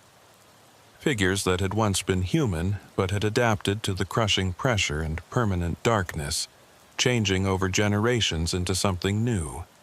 They weren't hostile in my dreams, just curious, watching me with those filmed-over eyes trying to communicate with mouths that no longer formed words. They wanted something from us, from the surface world. Not invasion or conquest, connection, understanding, a way back, maybe, or a way forward. The dreams never made it clear. 1 year to the day after Elias disappeared, I received a package at the port office. No return address, no indication of who sent it. Inside was a waterlogged journal and a USB drive.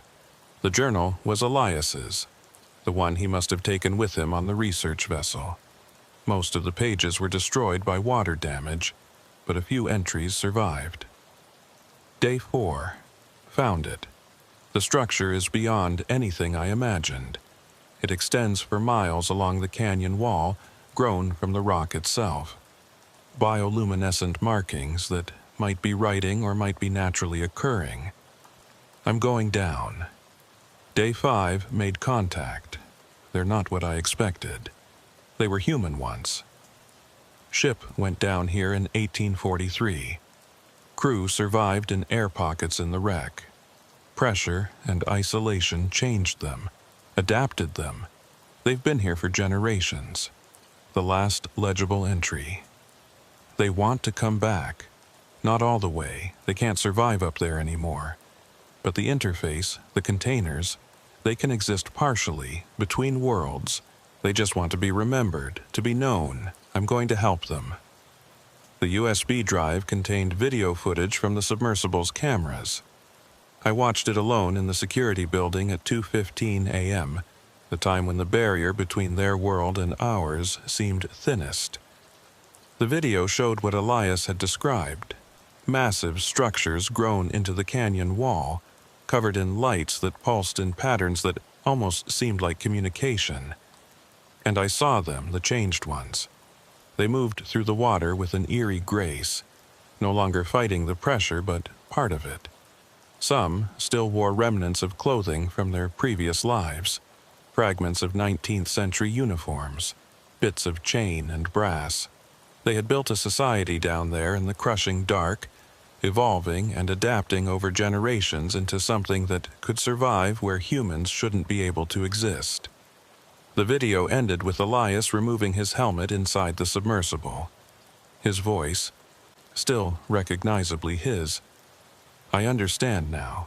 The containers, the manifests, the numbers changing. It's them trying to communicate. They've been trying for decades, leaving traces trying to make us notice. They just want to be acknowledged, to be known. I'm going to stay. Someone has to be the bridge. The screen went dark, and I sat there in the silence of the watchroom, trying to process what I'd seen. Elias hadn't died. He'd chosen to stay, to join them, to become part of whatever they were building in the deep.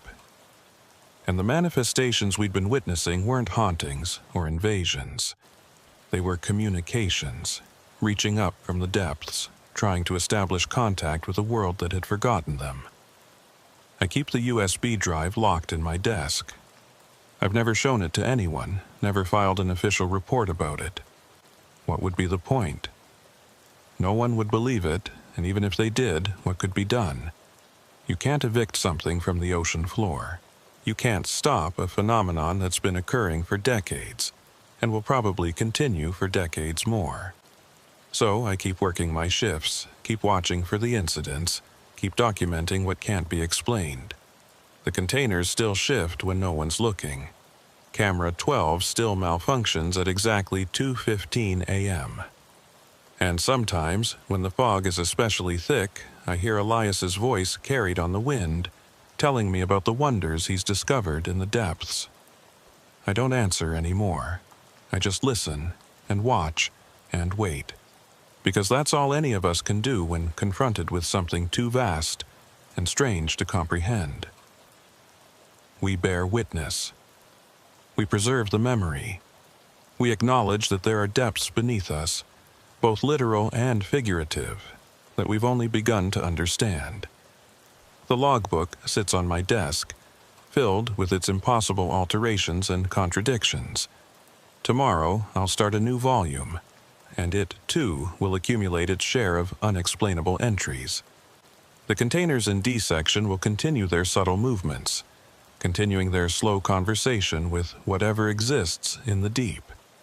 And I'll be here to watch it happen, night after night, alone in the fog and darkness. Not because I expect to solve the mystery, but because someone has to remember. Someone has to know that beneath the surface of our ordered world, there are other worlds, other possibilities, other ways of being that we've only glimpsed. Elias found his answers in the depths. I'm content to find mine here on the surface, in the space between the ordinary and the impossible, watching the tide of strangeness that flows through our port with every cycle of moon and clock. The ocean keeps its secrets, but sometimes, just sometimes, it shares them with those willing to listen. And I'm listening. I'll keep listening until my shift ends, or until something calls me down to join those who've already made the descent. Until then, I watch, I document, I bear witness. And every night at 2:15 a.m. I stand in D section and wait for the impossible to happen again. My name is Soren Delacroix, and I've worked to port police in this harbor for 8 years. In that time, I've learned that the ocean keeps its own schedule, follows its own rules. Ships come and go with the tide. Fishermen depart before dawn and return at dusk. And everything has a rhythm you can set your watch by. So when something breaks that rhythm, you notice. It was a Tuesday morning in late October when the fishing vessel appeared.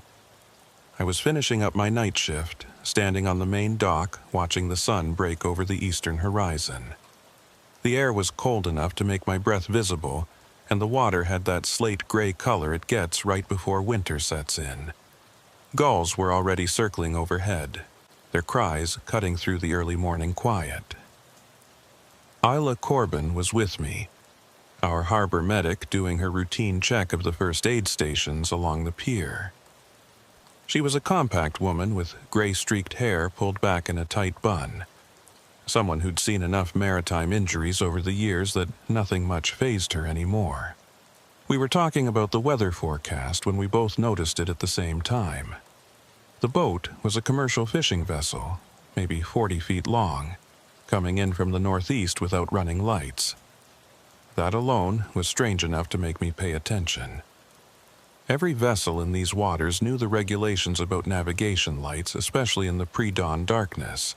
But this boat moved through the water like a ghost, silent and dark. I pulled out my binoculars and got a better look. It was the Persephone, a trawler I recognized from the local fleet. She usually worked the deeper waters about 60 miles out, gone for 3 or 4 days at a time before bringing in her catch. But something about the way she was moving didn't seem right. The engine sound was wrong, too quiet, and she was listing slightly to port. Isla noticed it too.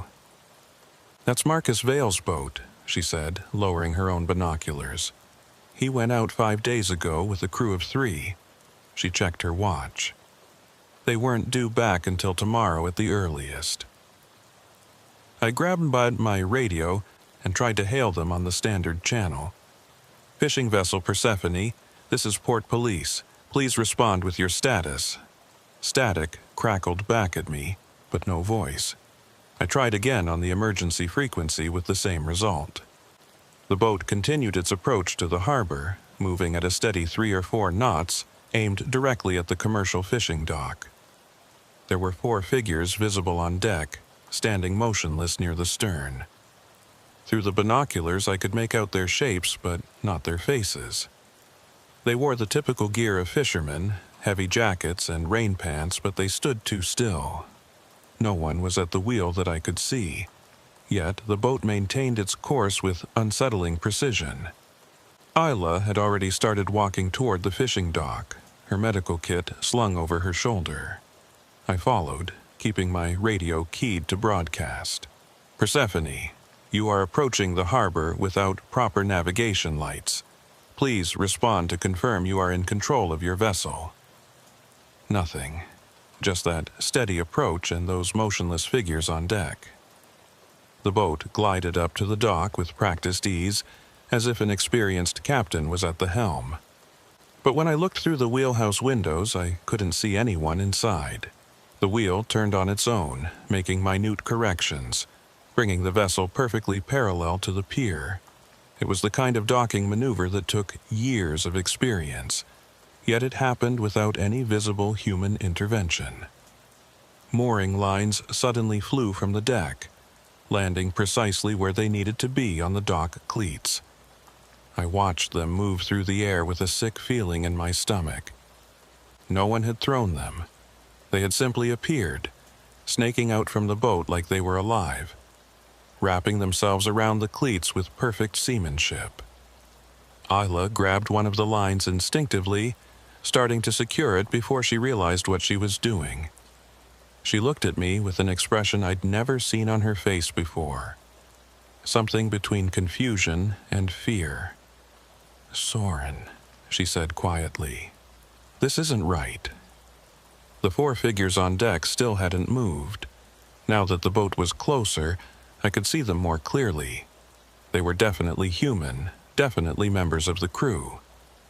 I recognized Marcus Vale's distinctive orange jacket, saw the other three men I knew worked his boat regularly. But they stood with their backs to us, facing out toward the open ocean, completely motionless. I stepped onto the Persephone's deck, my hand resting on my sidearm out of habit more than any real sense of threat. The boat rocked slightly under my weight, but the four men didn't react. "Marcus?" I called out. "Marcus Vale, this is Officer Delacroix. I need you to respond." Nothing. I moved closer, close enough now to see that their clothes were soaked through, water dripping steadily from their jackets onto the deck. Their hair was plastered to their heads, and small pools were forming around their boots. It looked like they'd been standing in the rain for hours, except it hadn't rained in 3 days. I reached out and touched Marcus's shoulder. His jacket was ice cold and dripping wet. He didn't turn, didn't acknowledge my presence in any way. I walked around to face him, and what I saw made me take an involuntary step back. His eyes were open but unfocused, staring at something I couldn't see. His skin had a grayish tinge to it, and his lips were slightly blue, like someone suffering from hypothermia. But what disturbed me most was his expression. It wasn't blank or confused. It was serene, almost peaceful, like he was listening to music only he could hear.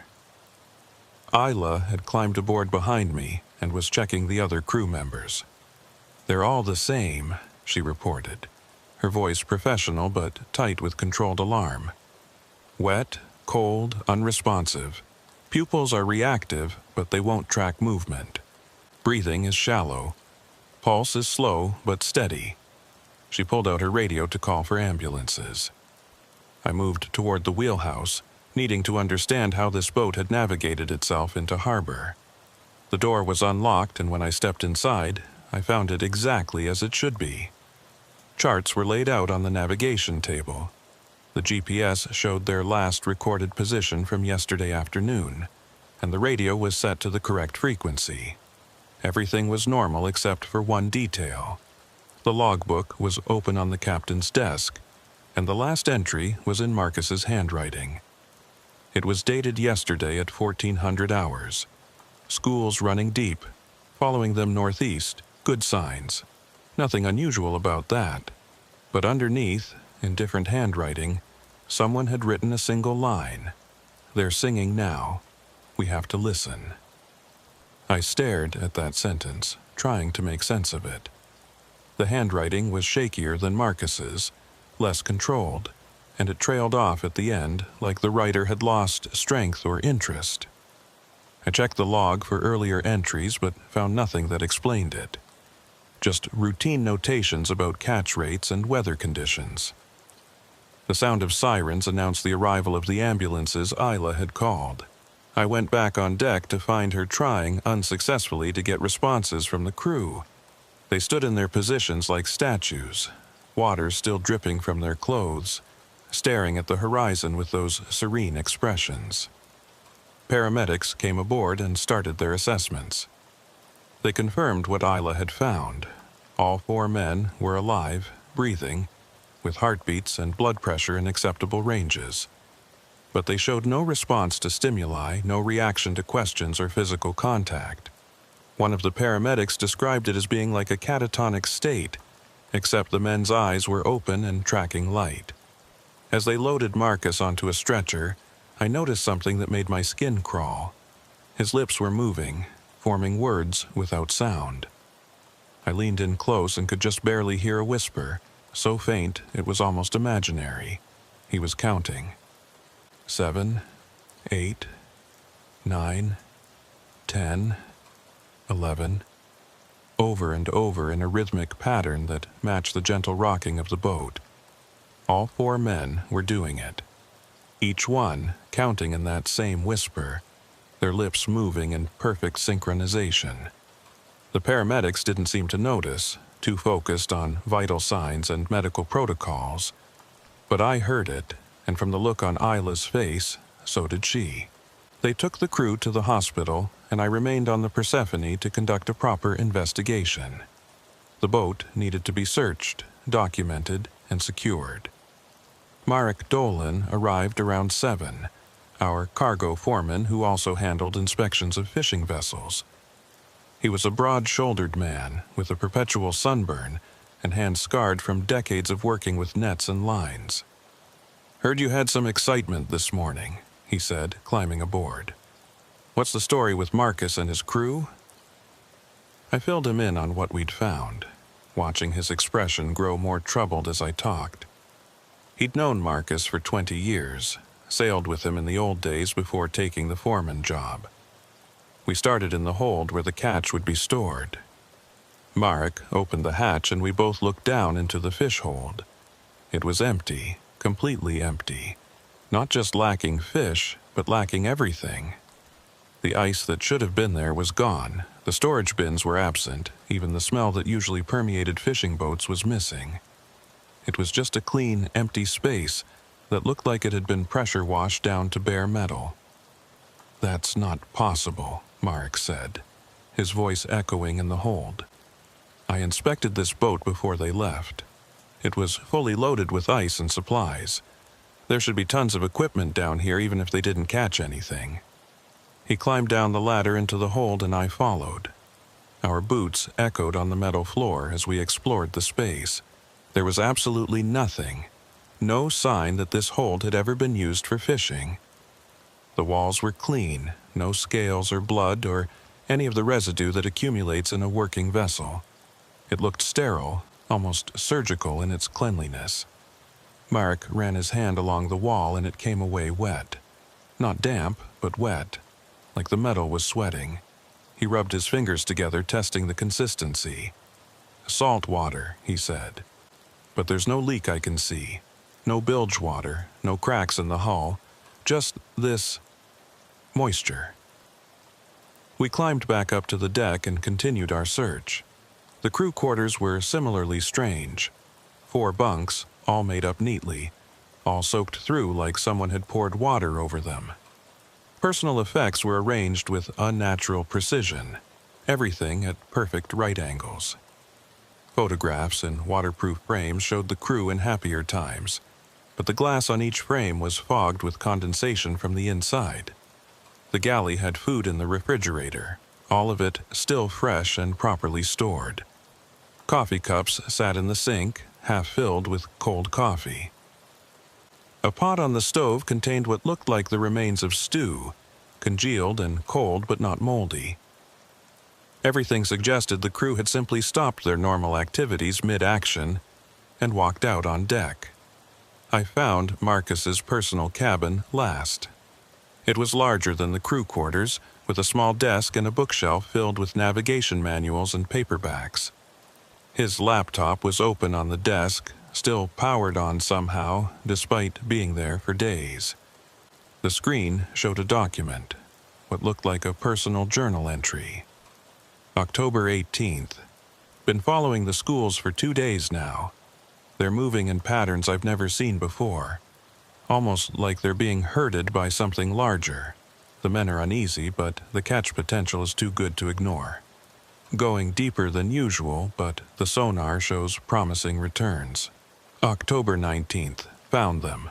Massive school, bigger than anything in 40 years of fishing. But something's wrong. The sonar readings don't make sense. Depths are wrong, shapes are wrong, and there's a sound under the water. You can hear it through the hull, like singing, low and constant. The crew keeps stopping to listen to it. October 20th. We pulled up the nets this morning, nothing. Empty, despite the sonar showing thousands of fish. But the nets were heavy, felt like we'd caught something. When we brought them up, they were full of water, not seawater though, something else. Thick and cold, and it glowed faintly in the darkness. We dumped it back, but I swear some of it stayed on the deck, spreading. The singing is louder now. I can hear it even with the engines running. The entry ended there. I scrolled down, but the rest of the document was blank except for one line at the bottom, written in a larger font. We understand now. Marek had been reading over my shoulder. What the hell does that mean? He asked. I shook my head, having no answer. The laptop suddenly went dark, battery finally dying after days of operation. We stood in the small cabin, listening to the boat creak and settle against the dock. That's when I heard it. Faint and distant, but definitely there. A sound coming from somewhere deep in the boat, below the waterline. It was rhythmic and low, almost like a heartbeat, but not quite. More like breathing, the slow inhalation and exhalation of something massive. Marek heard it too. You check the bilge? He asked. I shook my head. We'd been so focused on the living spaces and hold that we'd skipped the mechanical areas. We made our way to the engine room, following the sound as it grew gradually louder. The engine room was as clean as everything else, which was wrong in itself.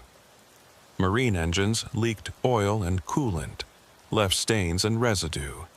But this space was pristine, almost antiseptic.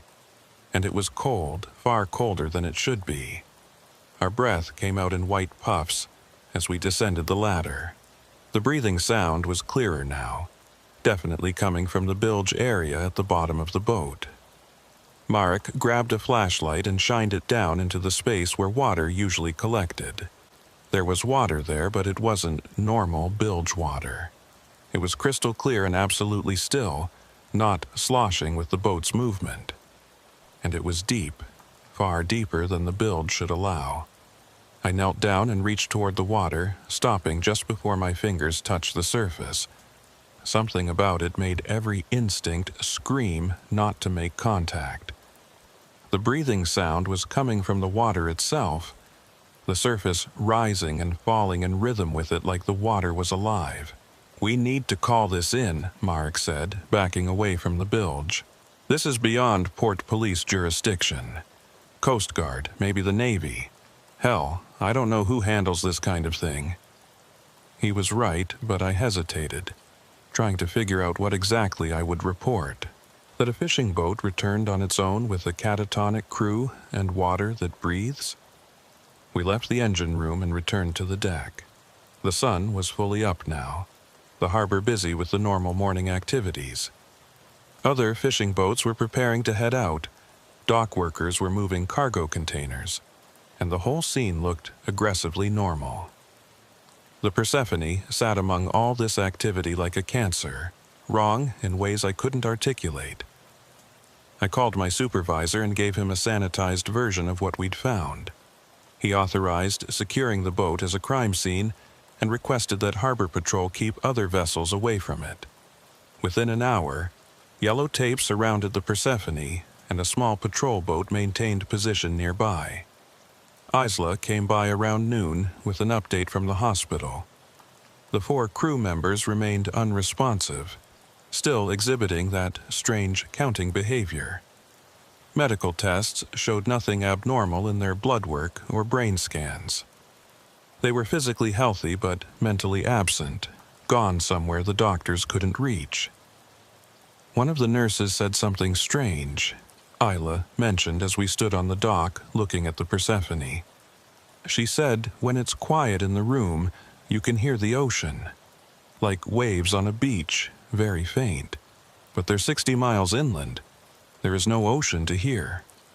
The rest of the day passed in a bureaucratic haze of reports and phone calls. Coast Guard sent an inspector who looked over the boat and found the same things we had. He took samples of the strange water from the bilge, documented the wet crew quarters, and photographed everything. His report would take weeks to process, he said. In the meantime, the Persephone would remain tied to the dock, sealed as evidence. I finished my shift and went home, but I couldn't stop thinking about what I'd seen. That night, I lay in bed listening to the sound of my own breathing, and I swear it matched the rhythm I'd heard in the Persephone's bilge. Deep and slow, like the breath of the ocean itself. My phone rang at 2 in the morning. It was Harbor Patrol, their voice tight with something that might have been fear. "Officer Delacroix, you need to get down here. It's the fishing boat. Something's happening." I dressed quickly and drove through empty streets to the harbor. When I arrived, I found Harbor Patrol keeping their distance from the Persephone, their spotlight trained on the vessel from 100 feet away. I could see why they were scared. The boat was moving. Not drifting, not rocking with the waves, but moving in place. The deck was undulating like something was breathing underneath it, the metal flexing in ways metal shouldn't flex, and there was light coming from below deck, a faint blue-green glow that pulsed in rhythm with the movement. Water was pouring from the scuppers, running out of the boat in steady streams. But the boat wasn't sinking. If anything, it seemed to be rising slightly in the water, floating higher than a boat of its size should float. The mooring lines were stretched taut, creaking under strain. I stood on the dock, trying to decide what to do. Procedure said wait for backup, don't approach a potentially dangerous situation alone. But something about that pulsing light compelled me forward. I needed to see what was happening inside that boat. I boarded the Persephone for the second time that day, my flashlight adding to the eerie glow coming from below deck. The movement was more pronounced now that I was on board, the deck rising and falling in that breathing rhythm. I made my way to the engine room hatch and looked down. The bilge was overflowing, that clear water rising up through the grating. But it wasn't spreading naturally. It flowed in patterns, following lines that made no geometric sense, forming shapes on the deck that almost looked like writing. I watched it spread, forming symbols and letters I didn't recognize, then dissolving and reforming into new patterns. The breathing sound had become a voice. Not words, not language, just sound forming into something that resonated in my chest and made my teeth ache. It rose and fell in waves, sometimes almost musical, sometimes grinding and harsh. I realized I was counting along with it, my lips moving in that same unconscious pattern I'd seen in Marcus and his crew. I forced myself to stop, to back away from the hatch. The water had reached my boots now, flowing around my feet but not soaking in. It felt cold and somehow heavier than normal water, like it had substance beyond its physical properties. I retreated to the deck and called for everyone to evacuate the dock. We watched from a safe distance as the Persephone continued its strange transformation. The glow grew brighter, visible now even in the lights of the harbor. The water flowing from the boat formed a pool on the dock, and I could see things moving in it, shapes that might have been fish or might have been something else darting through the shallows too fast to focus on. Around 4 in the morning, as suddenly as it had started, everything stopped. The boat settled back into normal floating position. The glow faded, and the water stopped flowing. By the time the sun came up, the only evidence of the night's events was a damp stain on the dock that was rapidly evaporating. The Coast Guard inspector returned and found nothing wrong. The bilge water was at normal levels, clear of any contamination. The engine room showed no signs of damage or unusual activity. His instruments detected nothing abnormal about the boat's condition. In his official assessment, Harbor Patrol had mistaken normal wave action for something sinister, and the glow we'd seen was likely bioluminescent algae. But I knew what I'd seen, and more importantly, I knew the Persephone wasn't finished with us yet. 3 days after the incident, I was assigned to guard duty on the Persephone during the night shift. The Coast Guard investigation was technically ongoing, but moving at bureaucratic speed, which meant the boat sat at the dock with minimal supervision. My job was to make sure no one tampered with the evidence and to document any unusual activity. Isla volunteered to keep me company, bringing coffee and claiming she wanted to catch up on paperwork in the dock office.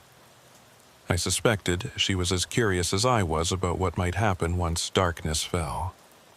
We set up in the small harbor master's building that overlooked the fishing dock, with clear sight lines to the Persephone. The boat sat quiet and dark as the sun set. I checked it thoroughly before my shift started, walking through every compartment and finding nothing out of the ordinary. The strange water from the bilge had been pumped out and tested, showing normal salinity and temperature. Whatever had been alive in it was gone now, or hiding so well that laboratory equipment couldn't detect it. Marek stopped by around 8 with sandwiches from the deli up the street. He'd been reassigned to night cargo operations, but made a point of checking on the Persephone each evening. "Feels wrong leaving her tied up like this," he said, looking out at the boat. Marcus kept that vessel in perfect condition, seeing her just sitting there, abandoned. We ate in companionable silence, 3 people trying not to talk about what we'd all witnessed. The harbor was quieter at night, just the sound of water against pilings and the occasional cry of a gull settling in for the evening. Security lights cast pools of yellow illumination across the docks, creating deep shadows between them. Around 10, Isla's radio picked up chatter from the hospital. One of the nurses was calling about Marcus and his crew. The 4 men had suddenly become agitated, all at the same time, straining against their restraints and making sounds for the first time since they'd been admitted. Not words, just that low, rhythmic noise that sounded like the ocean. "They're all doing it together," the nurse reported. "Perfect synchronization, like they rehearsed it. And doctor, I know this sounds crazy, but the water in their IV bags is moving wrong, like it's flowing uphill." Isla grabbed her medical kit immediately. "I'm heading to the hospital," she said. "Call me if anything happens here." She left, and Marek decided to go with her, leaving me alone in the office with a clear view of the Persephone and a growing sense of unease. The boat looked different in the darkness. The security lights didn't reach it well, leaving most of the vessel in shadow. I could see the outline of the wheelhouse, the rigging silhouetted against the slightly lighter sky, but details were lost in the gloom. I kept my flashlight ready and my radio volume turned up. At 11:47, I saw the first footprint. I'd been watching the boat continuously but must have glanced away for a moment to check my phone. When I looked back, there was a wet footprint on the dock between the Persephone and the harbor master's office. Just one, perfectly formed, about 2 feet from the boat. I grabbed my flashlight and went outside, approaching the footprint carefully. It was barefoot, human-sized, and absolutely soaked. Water was still pooling in the heel impression, fresh enough that it hadn't started evaporating yet. I looked around for other prints but saw none, just this single mark on the concrete. The Persephone sat quietly at the dock. No movement, no sound. I climbed aboard and did a quick sweep with my flashlight. Every compartment was empty and unchanged from my earlier inspection. The deck was dry except for normal condensation from the night air. No one was aboard. No explanation for that footprint. When I returned to the dock, there was a second print. It was 3 feet further from the boat, heading toward the office. I stared at it, trying to make sense of what I was seeing. The prints had appeared while I was on the boat, yet I'd heard nothing, seen nothing, and they were still wet, water actively seeping from them onto the concrete. I keyed my radio. "Harbor Patrol, this is Delacroix at the fishing dock. I need another unit over here now." While I waited for response, a third print appeared. I saw this one form, the water simply manifesting on the concrete in the shape of a foot, like something invisible was walking toward me and leaving these wet traces behind. 4 prints. 5. 6. They were heading directly for the harbor master's office in a steady, purposeful line. I backed away, my hand on my weapon, even though I knew it would be useless against whatever was making these prints. The footsteps were measured and slow, someone walking with deliberate care. Harbor Patrol responded that they were 5 minutes out. I watched the 7th print appear, now only 20 feet from the office door. The wet marks were starting to glow faintly with that same blue-green light I'd seen in the Persephone's bilge. The glow pulsed in rhythm with a heartbeat. 8 prints. 9. 10. The line continued straight toward me, and I had to make a choice. I could hold my ground and see what arrived, or I could retreat and maintain distance. Every instinct screamed at me to move, but I was port police. This was my jurisdiction, my responsibility. The 11th print appeared at the base of the office steps. I could see water dripping from it, running down the concrete in small rivulets that defied gravity by flowing upward briefly before correcting course. The 12th print was on the first step. Whatever was making them was coming inside. I backed into the office and closed the door, knowing it was futile, but needing the psychological barrier. Through the window, I watched the 13th print appear on the second step, the 14th on the top step. Then, nothing. The footprints stopped at the threshold, the wet impression of toes pointing at the door, like someone standing there waiting to be invited in. For what felt like an eternity, I stood there facing that door, watching the wet outline of feet slowly evaporating in the night air. The glow faded as the water dried, and when Harbor Patrol finally arrived, there was nothing left but faint damp marks that could have been anything. They found me, standing in the office, flashlight still trained on the empty doorway. I tried to explain what I'd seen, but knew how it sounded. Invisible footprints appearing from nowhere, walking from a supposedly empty boat, stopping at my door. The Harbor Patrol officer took notes, but I could see the skepticism in his expression. We searched the area together and found nothing unusual. The Persephone sat at the dock exactly as it should, no sign of disturbance. The concrete where I'd seen the footprints was dry now. Any evidence evaporated. If not for the photos I'd managed to take with my phone, I might have convinced myself I'd imagined it. But the photos showed the wet prints clearly, glowing slightly in the darkness. They showed the progression from boat to office, showed the water pooling in each impression. The Harbor Patrol officer saw them and his skepticism faded into unease. "I'm calling the Coast Guard," he said.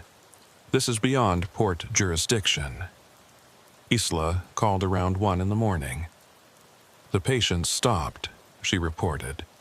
Right around midnight, they all went quiet at once. Just stopped the sounds, stopped struggling, went back to that catatonic state. Doctors can't explain it.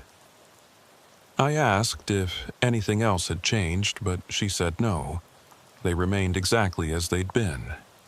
Alive, but absent, physically present, but mentally somewhere else. I was relieved from duty at 6, but I couldn't leave yet. I sat in my car, watching the Persephone as the sun came up, trying to understand what I was dealing with. The boat looked so normal in the daylight, just another fishing vessel tied up at the dock, but I knew better now.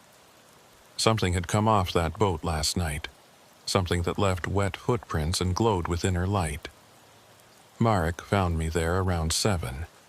He had coffee and looked like he hadn't slept either. "Isla told me what happened," he said, handing me the cup. "The footprints. You got photos?" I showed him and watched his face go pale. "We need to get that boat out of this harbor," he said quietly, "before something worse happens." But the Coast Guard wasn't ready to move it yet. Their investigation was ongoing. Samples were being analyzed. Reports were being filed.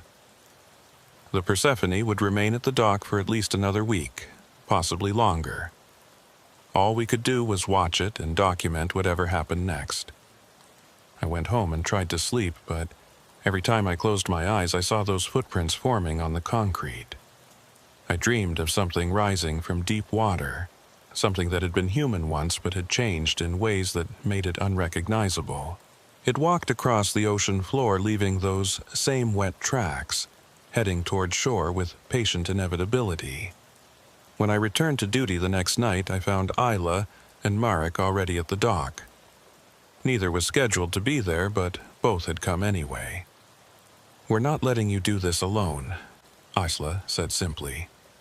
Marek had brought additional lights and cameras, determined to capture whatever might happen.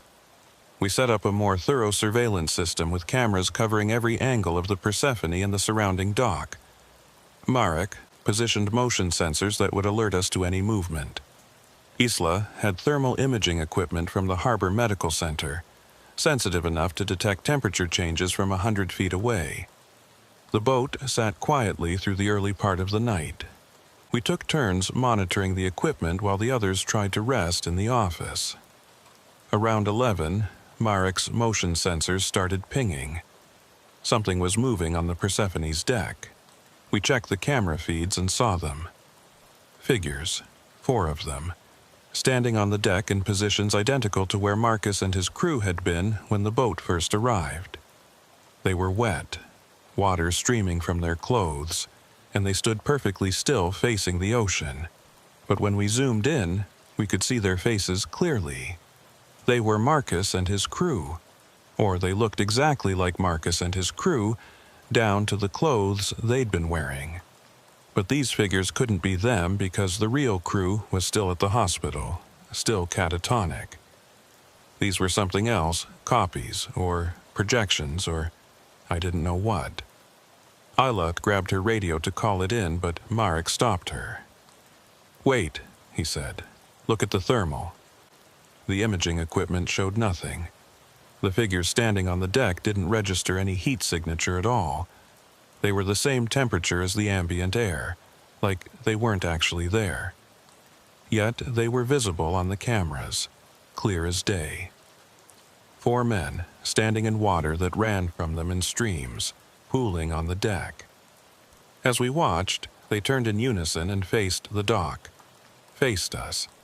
Their eyes were the same clouded gray I'd seen on Marcus when he first arrived, and their mouths moved in that soundless counting. Then they started walking. They moved across the deck to the gunwale, and without hesitation stepped over the side. I expected to hear splashes as they hit the water, but there was nothing.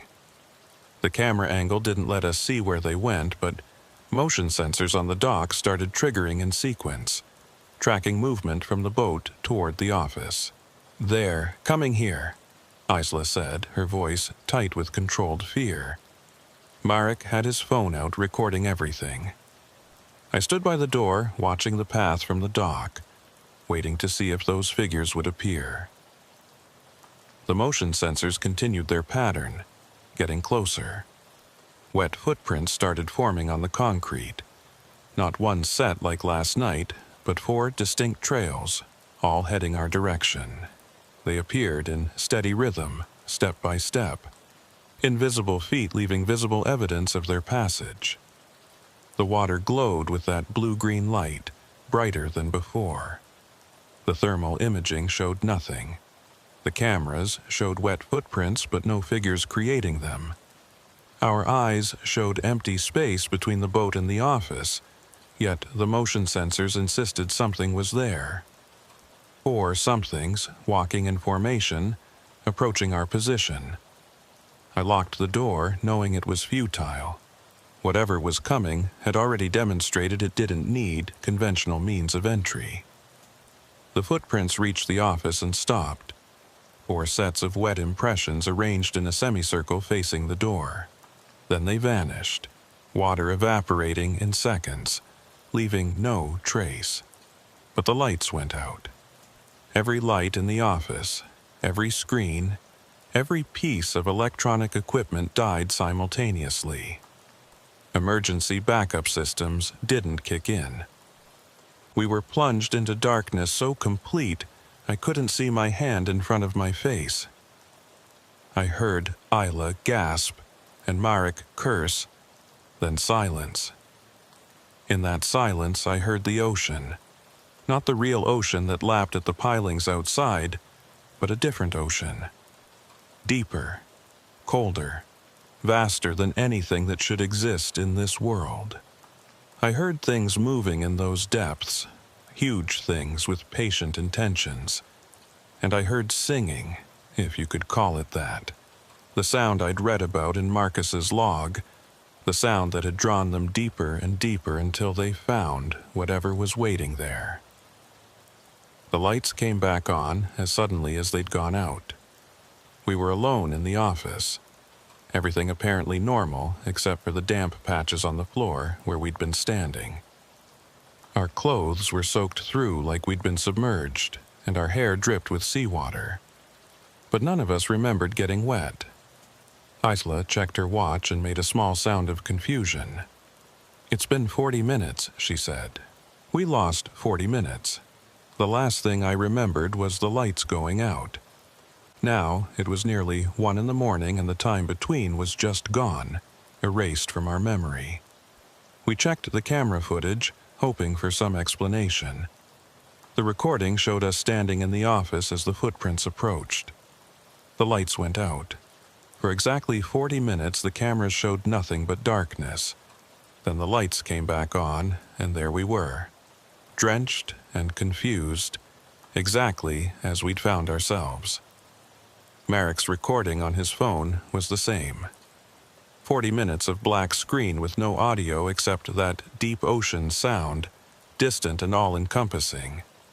When I listened to it with headphones, I could hear individual voices in the noise. Hundreds of voices, maybe thousands, all counting in rhythm. 7, 8, 9, 10, 11. We left the office together, none of us willing to stay there alone. The Persephone sat at the dock looking entirely normal, no glowing water, no mysterious figures. The night was quiet except for normal harbor sounds. But we were different now. We'd lost time, lost memory, and gained the certain knowledge that something from that boat had reached us. Isla drove us all to the hospital. The nurses recognized her and led us into the ward where Marcus and his crew were kept. We needed to see them.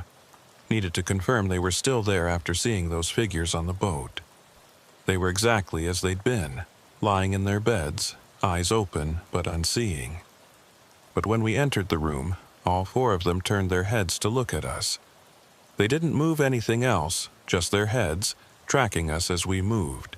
And their mouths started forming those silent words again, counting in perfect synchronization. One of the monitors started beeping. Marcus's heart rate had changed, not dangerously but noticeably. It had synchronized with his counting, each beat matching a number. The other 3 showed the same pattern. Their hearts were counting, their lips were counting, and in the rhythm I recognized the sound of waves on a shore. We left the hospital as the sun was coming up. None of us spoke on the drive back to the harbor. What could we say? That we'd lost time? That figures matching the catatonic crew had walked from the boat? That something from deep water was reaching into our world through the Persephone? It all sounded insane. But when we arrived at the dock, we found new evidence. The entire deck of the Persephone was covered in wet footprints now, hundreds of them, maybe thousands. They overlapped and crossed in complex patterns that almost looked like writing or maps. They were still wet despite hours having passed, water refusing to evaporate. And written in that water, in letters 3 feet tall across the deck, "We are coming home." The Coast Guard sealed the Persephone after we reported the writing on the deck. They brought in a specialized team that wore hazmat suits and carried equipment I didn't recognize. They documented everything, took samples of the water that formed the letters, and tried to determine what they were dealing with. Their instruments showed the water as normal seawater, slightly cold, but within expected parameters. Chemical analysis found nothing unusual, no contaminants or foreign substances. Yet the water remained on the deck, not evaporating, not drying, defying natural laws by its simple persistence. The writing had changed by the time the hazmat team arrived. The letters had reformed into something else, symbols that none of us recognized. They looked almost like navigational charts, marking depths and distances in a notation that predated modern systems. One of the Coast Guard specialists thought they might be ancient maritime notation, possibly centuries old. I was suspended from duty pending psychological evaluation. Standard procedure after reporting impossible events, my supervisor explained with obvious discomfort. Isla and Marek received the same treatment. We were sent to a department psychiatrist who asked careful questions about stress, sleep deprivation, and possible exposure to toxins. I answered honestly, knowing how it would sound. Yes, I saw wet footprints appear from nothing. Yes, I lost 40 minutes with no memory of what happened. Yes, I believed something from deep water was trying to reach the surface through the Persephone. The psychiatrist made notes and suggested a minimum 2-week leave to recover. But I couldn't leave it alone. On my own time, I started researching maritime history in the area. I wanted to know if anything like this had happened before, if there were precedents for fishing vessels returning with catatonic crews and water that didn't obey physics. What I found was disturbing in its consistency. Every 20 to 30 years for the past century and a half, there had been incidents. Boats returning with confused or absent crews, fishermen reporting strange sounds underwater, areas of ocean where instruments malfunctioned and crews became disoriented. The details varied, but the pattern was unmistakable. Most incidents were written off as accidents, equipment failures, or the hazards of working at sea. But when I plotted them on a chart, they all clustered in the same general area. About 60 miles northeast of the harbor, in a section of ocean that old charts marked with a simple notation, troubled waters, avoid if possible. I showed my research to Ila and Marek. We met at a coffee shop far from the harbor, 3 people on involuntary leave trying to make sense of impossible events. Ila had done her own research into the medical cases, pulling records from old hospital archives with the excuse of studying historical treatment protocols. She'd found them. Fishermen admitted over the decades with the same symptoms Marcus and his crew displayed. Catatonic but alive, heartbeats synchronized to unknown rhythms, counting silently. Most eventually recovered, but none could remember what happened to them. They'd describe going out to fish and then waking up in the hospital with days or weeks missing. A few never recovered. They remained in that absent state until they died, usually within a year. Their bodies would function normally, eating and sleeping on automatic response, but the person inside was gone. Medical examiners attributed it to strokes or brain damage from unknown trauma, but Ila had found patterns in their final days. They'd all started speaking again just before the end. Not coherent speech, just fragments.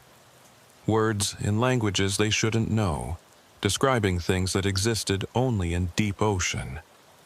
Pressures that would crush a human body. Darkness that had weight and texture. Songs that resonated through water for hundreds of miles. Marek had been investigating the Persephone's history. The boat was 40 years old, built in a local yard, and owned by 3 different captains before Marcus bought it 15 years ago. 2 of those previous owners had experienced similar incidents to what we'd witnessed. In 1989, Captain Edward Voss had brought the Persephone back to harbor with his entire crew, suffering from hypothermia despite it being August. They'd been found on deck, soaking wet, unable to explain how they'd gotten that way. Voss sold the boat within a month and moved inland, never fishing again. In 2003, Captain Sarah Miniola reported hearing voices coming from the Persephone's radio at night. Voices counting in languages she didn't recognize, broadcasting on frequencies that shouldn't exist. She'd documented it extensively before the Coast Guard confiscated her radio logs. She died 6 months later in a diving accident, recovered from water much deeper than where she should have been diving. The boat's not the source, Marek concluded. It's a receiver. Something out there is broadcasting and the Persephone picks it up stronger than other vessels. Maybe because of how it's built, maybe because of where it's sailed. But it's connected to whatever's in that patch of ocean. We sat with that knowledge, trying to decide what to do with it. We had no evidence anyone would accept, no way to prove what we'd experienced. The psychiatrist would see any further investigation as obsession, proof we needed more than 2 weeks off. Our careers were probably already damaged beyond repair. That night, I couldn't sleep. I lay in bed listening to the house settle, and I swear I could hear counting. Faint and distant, like it was coming through the walls. 7, 8, 9, 10, 11. I got up and went to the window, looking out at the city lights. My phone rang. It was the hospital, a nurse I didn't recognize. "Officer Delacroix, you're listed as a contact for the fishermen we have in care. There's been a development." I asked what happened, but she insisted I needed to come see for myself. I called Ela and Marek on the drive over. Both had received the same call. Both were already en route. We arrived at the hospital within minutes of each other and were escorted to the ward where Marcus and his crew were kept. The hallway outside their rooms was full of staff, doctors, and nurses crowding around monitors and talking in urgent tones. The 4 men were sitting up in their beds, the first significant movement they'd made since being admitted. They were still counting, but now their voices were audible, speaking in that same synchronized rhythm. And they were looking at something. All 4 focused on the same point in empty space as if watching something only they could see. A doctor approached us with a tablet showing brain scans.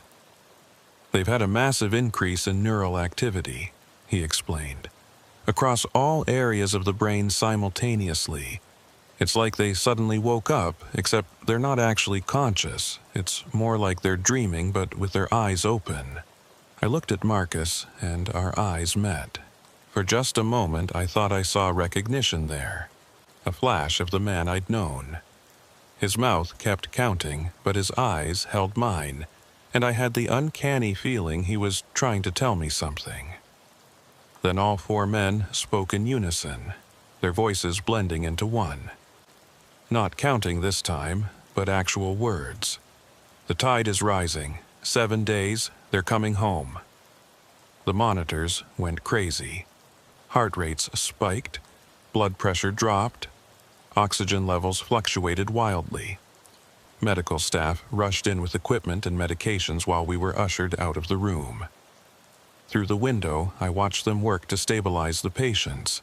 Saw Marcus's mouth still moving in that familiar counting pattern, even as they intubated him. We stood in the hallway while organized chaos played out inside. A doctor came out after 20 minutes to tell us they'd stabilized all four, but the prognosis wasn't good. The strain on their systems was immense and unexplainable. If they had another episode like this, their bodies might not survive it. What did they mean? Isla asked. 7 days until what? I knew, but didn't want to say it out loud.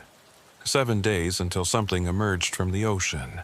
Something that had been calling to the Persephone and its crew. Something that considered the surface world home and was finally ready to return. We returned to the harbor despite being officially barred from the premises. I still had my access badge and the night guard recognized us, waving us through with a warning to be careful.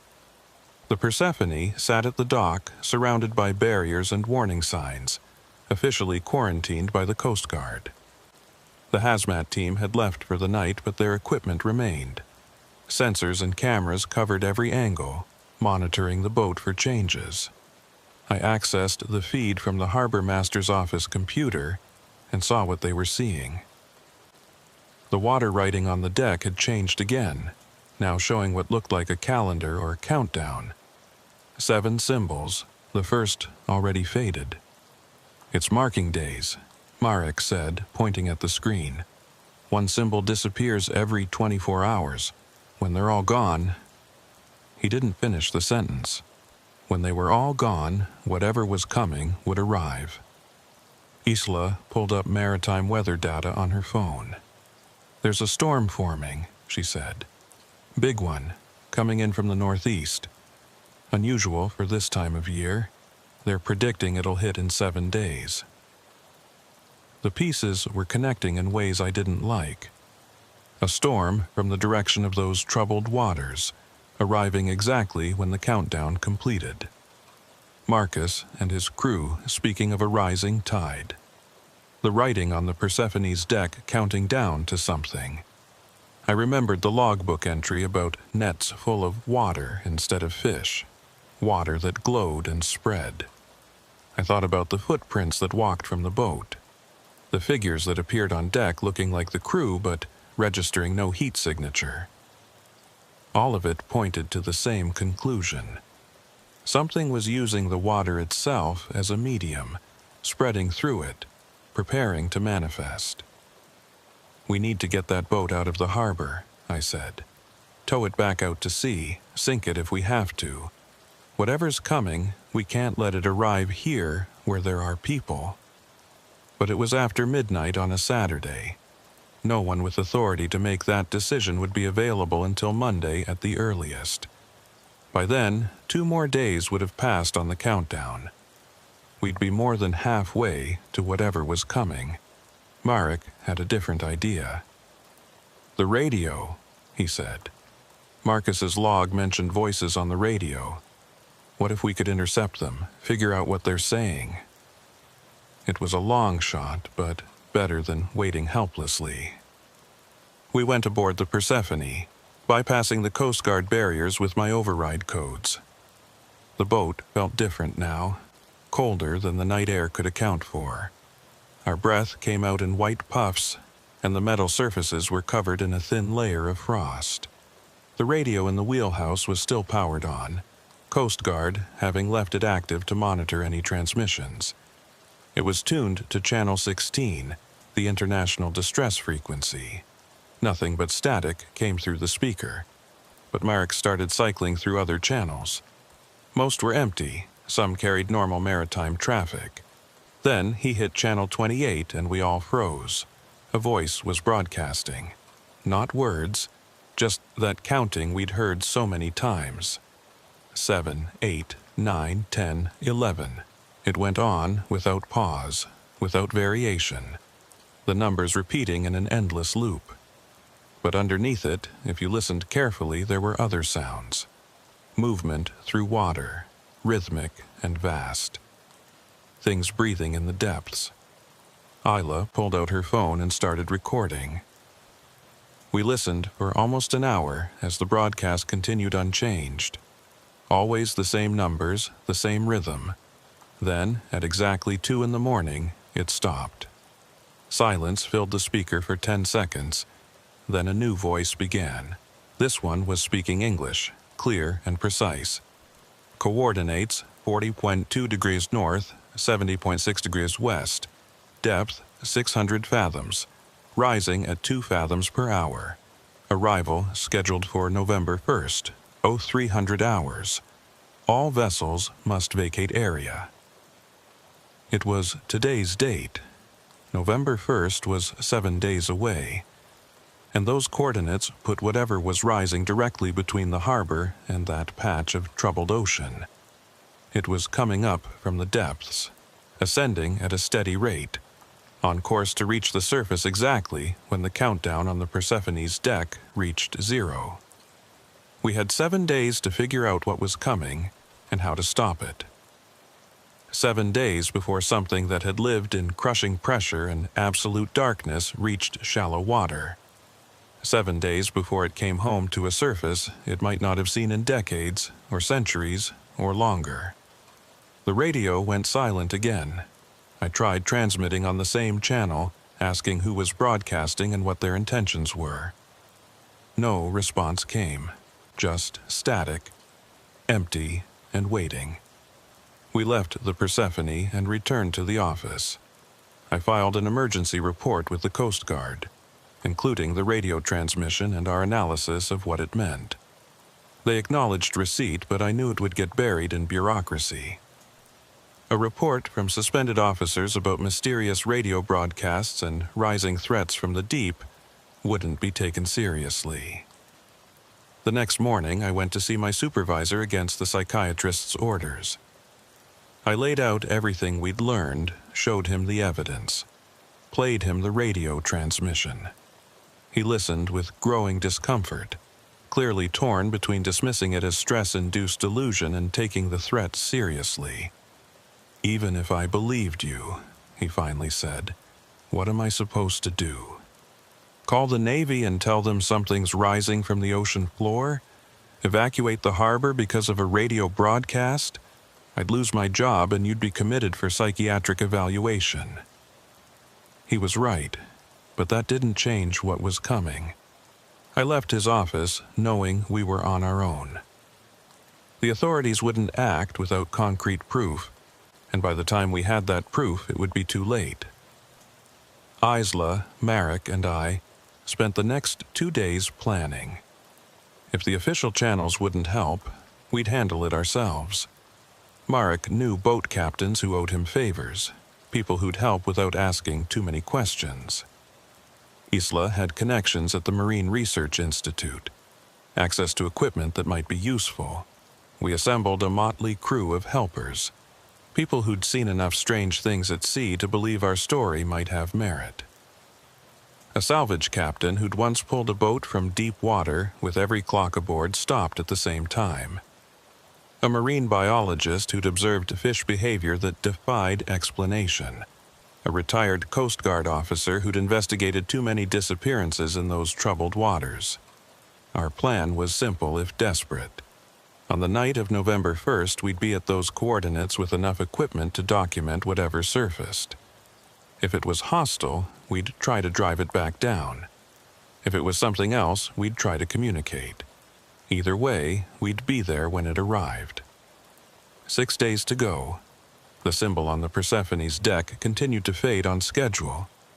Marcus and his crew remained stable but catatonic, their counting now synchronized with the radio broadcasts we monitored every night at 2 in the morning.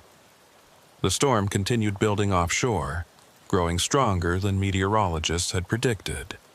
And in the depths, something rose at exactly 2 fathoms per hour, ascending from pressures that would crush steel, heading toward air and light it might not have experienced in generations. We were running out of time to stop it. Day 6. The storm was close enough now that we could see it on the horizon, a dark line of clouds building where sky met ocean. The waves had changed, long swells rolling in from the northeast with a rhythm that felt wrong. Too regular, too precise, like they were being generated by something mechanical rather than wind and tide. I stood on the dock watching the Persephone rock with those swells. 2 symbols remained on its deck, fading slowly. The Coast Guard had given up trying to clean them off after the water reformed itself every time they removed it. Now they just monitored the boat from a distance, documenting but not interfering. Marek had assembled our expedition team, 8 of us total, taking 2 boats out to the coordinates where the broadcasts originated. We'd leave at midnight, time our arrival for 3 in the morning when whatever was rising reached the surface. Isla had loaded 1 boat with medical equipment and the other with electronics, sonar, underwater cameras, radio gear that could receive on frequencies conventional equipment missed. My supervisor had gotten wind of our plans and tried to stop us. He couldn't officially prevent civilian boats from launching, but he made it clear that if anything went wrong, we were on our own. No Coast Guard backup, no official support, just us and whatever we found in the troubled waters. The hospital called that evening. Marcus and his crew had become agitated again, fighting restraints, counting loud enough to be heard throughout the ward. The doctors wanted to sedate them, but something about their vital signs made them hesitate. The men's bodies were changing, adapting to something. Their lung capacity had increased, their blood oxygen levels were abnormally high, and their core temperatures had dropped to levels that should have been fatal, but somehow weren't. "They're preparing," Isla said when she relayed the news. "Their bodies are getting ready for something. Like they know what's coming and they're adapting to meet it." I thought about those old cases she'd found. The fishermen who never recovered, who'd eventually died still counting. Maybe they hadn't died. Maybe they'd transformed, changed into something that could survive where humans couldn't. And maybe that's what Marcus and his crew were becoming. The retired Coast Guard officer, a man named Heller, who'd agreed to join our expedition, brought charts to our final planning meeting. He'd marked every disappearance, every strange incident in the troubled waters going back 50 years. "There's a pattern," he said, spreading the charts across the table. "Every time it happens, there's a storm, and every storm is exactly 7 days from something else." He showed us the progression. 7 days before a storm, fishermen would report unusual catches. 7 days before that, instruments would start malfunctioning in the area. 7 days before that, strange sounds would be heard underwater. The cycle repeated every few years, but we'd never noticed because each event was documented separately, never connected. "It's a schedule," Heller continued. "Whatever lives down there operates on a timeline we barely understand. It sends signals, changes the water, prepares the way, and every so often it rises close enough to the surface that we notice. But it's always been down there, always active, always following this pattern." Marek pulled up sonar data from research vessels that had passed through the area. Deep scans showed something massive on the ocean floor, something that registered as metallic but with organic properties. It covered several square miles and had depth that exceeded the scanning equipment's range. Most researchers assumed it was a geological formation, maybe volcanic, but the scans from different years showed changes, growth, movement that geology couldn't explain. "I think it's a city," Marek said quietly. "Or what used to be a city. Something that sank a long time ago and adapted to the depths.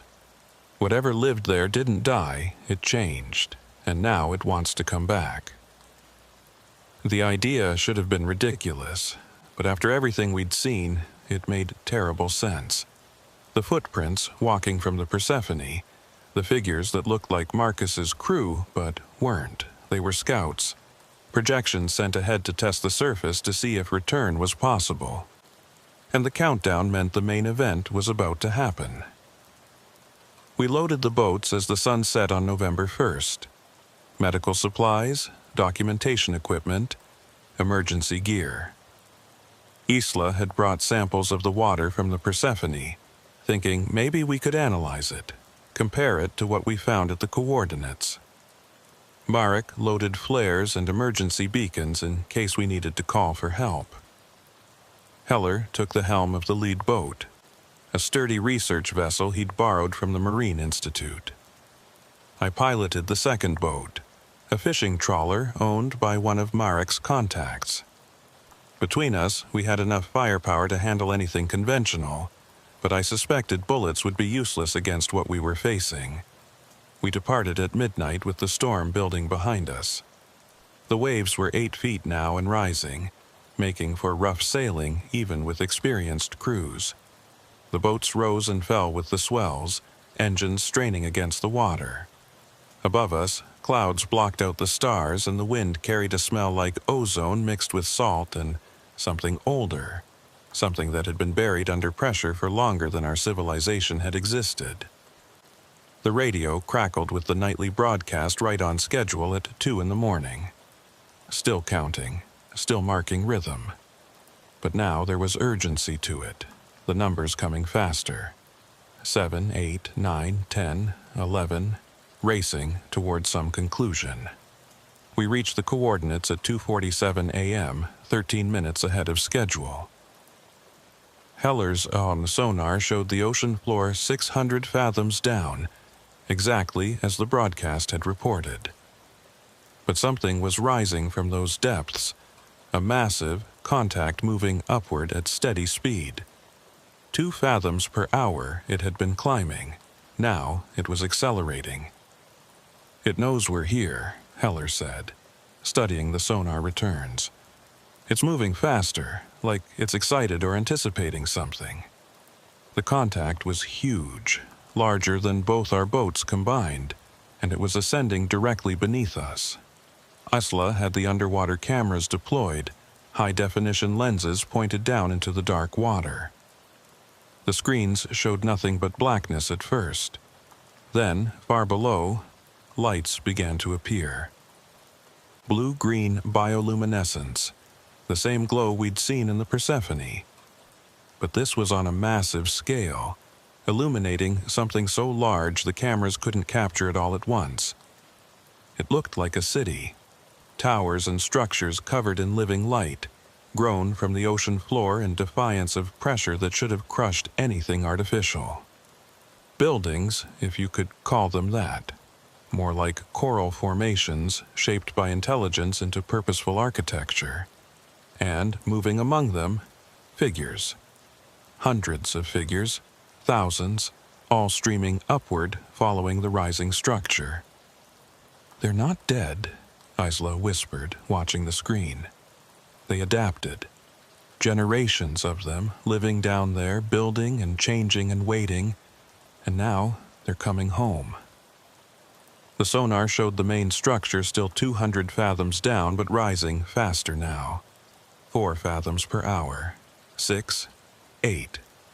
It would breach the surface in less than 30 minutes. The figures moving around it were ascending even faster, swimming through the water with inhuman grace. Marek grabbed the radio and broadcast on all channels. "Any vessels in the area, this is an emergency. Clear the coordinates 41.2 degree north, 70.6 degree west immediately. Repeat, evacuate the area now." He didn't explain why, just kept broadcasting the warning. A few boats responded, commercial fishing vessels working the night shift.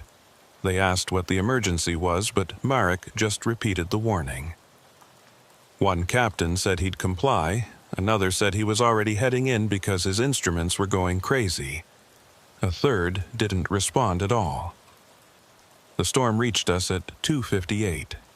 Rain began falling in sheets, wind pushing waves to 15 feet. Lightning cracked across the sky, illuminating the churning water in brief, stark flashes. In those flashes, I saw them surfacing around our boats. The figures from the depths, breaking the surface, their faces turning up toward air they hadn't breathed in decades or centuries. They looked human enough. 2 arms, 2 legs, a head, but wrong in subtle ways that made them alien, skin that was too pale, almost translucent. Eyes that had adapted to darkness, large and reflective. mouths that opened too wide, revealing structures that had evolved for breathing water as easily as air. They didn't attack, just surfaced and watched us, hundreds of them now forming a circle around our vessels. At 3:00 a.m. exactly, the main structure broke the surface. It rose from the water like an island being born, shedding ocean and waterfalls that caught the lightning and glowed. Architecture that mixed ancient human construction with organic growth, covered in life that had adapted to crushing pressure and permanent darkness. It was beautiful and terrible, defying every law of physics by its simple existence. The structure kept rising, higher and higher, until it stood 40 feet above the waves. And standing on its highest point, looking toward the shore, was a figure I recognized. Marcus Vale, or what Marcus had become. His body had changed, adapted like the others, but his face was unmistakable. He raised his hand, and the counting stopped. All of it, the radio broadcast, the figures in the water, everything went silent. Then he spoke, and his voice carried across the water despite the storm. "We have returned." That's when the Persephone's radio crackled to life back at the harbor. I could hear it through our connection to shore, the harbor master monitoring our expedition. The boat was broadcasting now, its radio active despite being unmanned and unpowered. Marcus's voice came through, speaking from both the risen structure and the boat simultaneously. "We were fishermen once. We were explorers, sailors, people of the surface world. The ocean took us, storms and accidents and the hazards of the sea. But we didn't die. We changed. We adapted. We built something new in the crushing dark." The figures in the water had begun swimming toward shore. Hundreds of them streaming past our boats. We couldn't stop them, didn't know how to try. They moved with purpose, heading for the harbor, for the Persephone that had been calling them. "We want to come home," Marcus continued, "not to reclaim what we lost, but to bridge what we've become with what we were. The Persephone was our beacon, the last connection to the surface, and now we're strong enough to answer its call. Isla was trying to raise the Coast Guard, but the storm was interfering with communications. Marek had started the engine, preparing to follow the swimming figures back to harbor. Heller stood at his helm with an expression I couldn't read. Decades of maritime experience failing to provide context for what we were witnessing. I grabbed the radio and spoke directly to Marcus. "If you go to shore, they'll fight you. The military, the government, they won't accept what you've become." My voice was almost lost in the storm, but he heard me. His eyes found our boat despite the distance and darkness. "We know," he said, "but we're not asking permission. We're not invading. We're just coming home to die." The words hit me like a physical blow. Coming home to die. The structure was already sinking back beneath the waves, descending as fast as it had risen. The figures in the water were slowing, their movements becoming labored. Around our boats, some were floating now instead of swimming, their adapted bodies failing in the surface pressure and oxygen-rich air. "We can't survive up here," Marcus said, his voice fading. "The pressure is too low, the air too thin for what we've become. But we needed to see it one last time, needed to remember what we were before we let go completely." The structure vanished beneath the waves, taking Marcus with it. The figures in the water were dying now, their bodies shutting down one by one. They floated on the surface, eyes still open, mouths still counting silently as their hearts stopped. Within minutes, hundreds of them were dead, casualties of a pressure change their adapted bodies couldn't handle. We pulled several from the water, trying to save them, but they died in our hands. Isla performed CPR on one, a woman who might have been 60 or 16 or any age in between. Her skin was already changing color, the pale gray fading to something more human as her body returned to what it had been. She stopped counting at 19 and didn't start again. By the time we reached the harbor at dawn, it was over. The swimming figures had all died before reaching shore, their bodies floating in a line that stretched from the troubled waters to the harbor mouth. Coast Guard vessels were already recovering them, marking positions, trying to understand what had happened. The Persephone sat at its dock unchanged. The symbols on its deck had vanished completely, leaving clean metal. The radio had gone silent.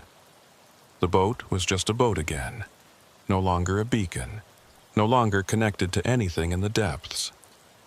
Marcus and his original crew remained in the hospital, but their conditions had changed. They were conscious now, aware, able to speak. They remembered everything. Going out to fish, finding the anomaly, being pulled into something vast and old that had been waiting. They remembered changing, adapting, becoming part of something that existed between the surface world and the depths. "It's still down there," Marcus told me when I visited him a week later. "The city, the others who chose to stay. They'll keep living in the dark, keep adapting, keep building. But we're done. We tried to come back and it killed us. Not the city, not the others, just the simple incompatibility of what we'd become with where we started." 3 of the original crew survived. One died during the transition back, his body unable to readjust to surface pressure. The dead from the rising were never fully identified. Some had been missing for decades, lost to storms and accidents that were recorded in maritime archives. Others were older, possibly centuries old, their origins lost to time. The Coast Guard classified it as a mass drowning event, bodies that had been preserved in deep, cold water suddenly rising to the surface. Plausible deniability for something they couldn't explain. The story made national news for a day, then vanished. Too strange to persist, too uncomfortable to examine closely. I returned to duty after my psychiatric evaluation. They'd witnessed enough physical evidence from the rising that my reports were reluctantly accepted as accurate. Isla and Marek came back too, all of us changed by what we'd seen, but unable to talk about it except with each other. The Persephone was sold at auction, bought by a fishing company that didn't know its history. It goes out regularly now, works the normal fishing grounds, brings back normal catches. No strange radio broadcasts, no counting, no mysterious water. Whatever connection it had to the depths was severed when the city rose and fell. But sometimes, on quiet nights when the fog rolls in, I stand at the harbor and listen to the water, and I swear I can still hear them counting, down in the depths where pressure crushes and darkness is absolute. 7, 8, 9, 10, 11. Marking time in a place where time moves differently, where human adaptations have created something neither fully human nor entirely other. They're still there, still building, still waiting. Maybe someday they'll rise again, stronger this time, able to survive in our air and pressure. Or maybe they'll stay in the dark forever, content with what they've become. Either way, I'll be here watching, because someone has to remember what came up from the depths. Someone has to bear witness to the impossible, to the beautiful and terrible truth that the ocean keeps its own, and what it takes, it changes into something new. The Persephone doesn't call to them anymore. But I think they remember us, the way Marcus remembered enough to try coming home one last time. And maybe that's enough. Maybe memory is the bridge between what we are and what we might become. Given enough pressure, enough time, enough darkness to change in. I keep my radio tuned to channel 28 sometimes, late at night when sleep won't come. Mostly, it's just static. But occasionally, very faintly, I hear counting. And I count along, keeping rhythm with something vast and patient that lives where light doesn't reach. 7, 8, 9, 10, 11. The numbers go on forever in the depths.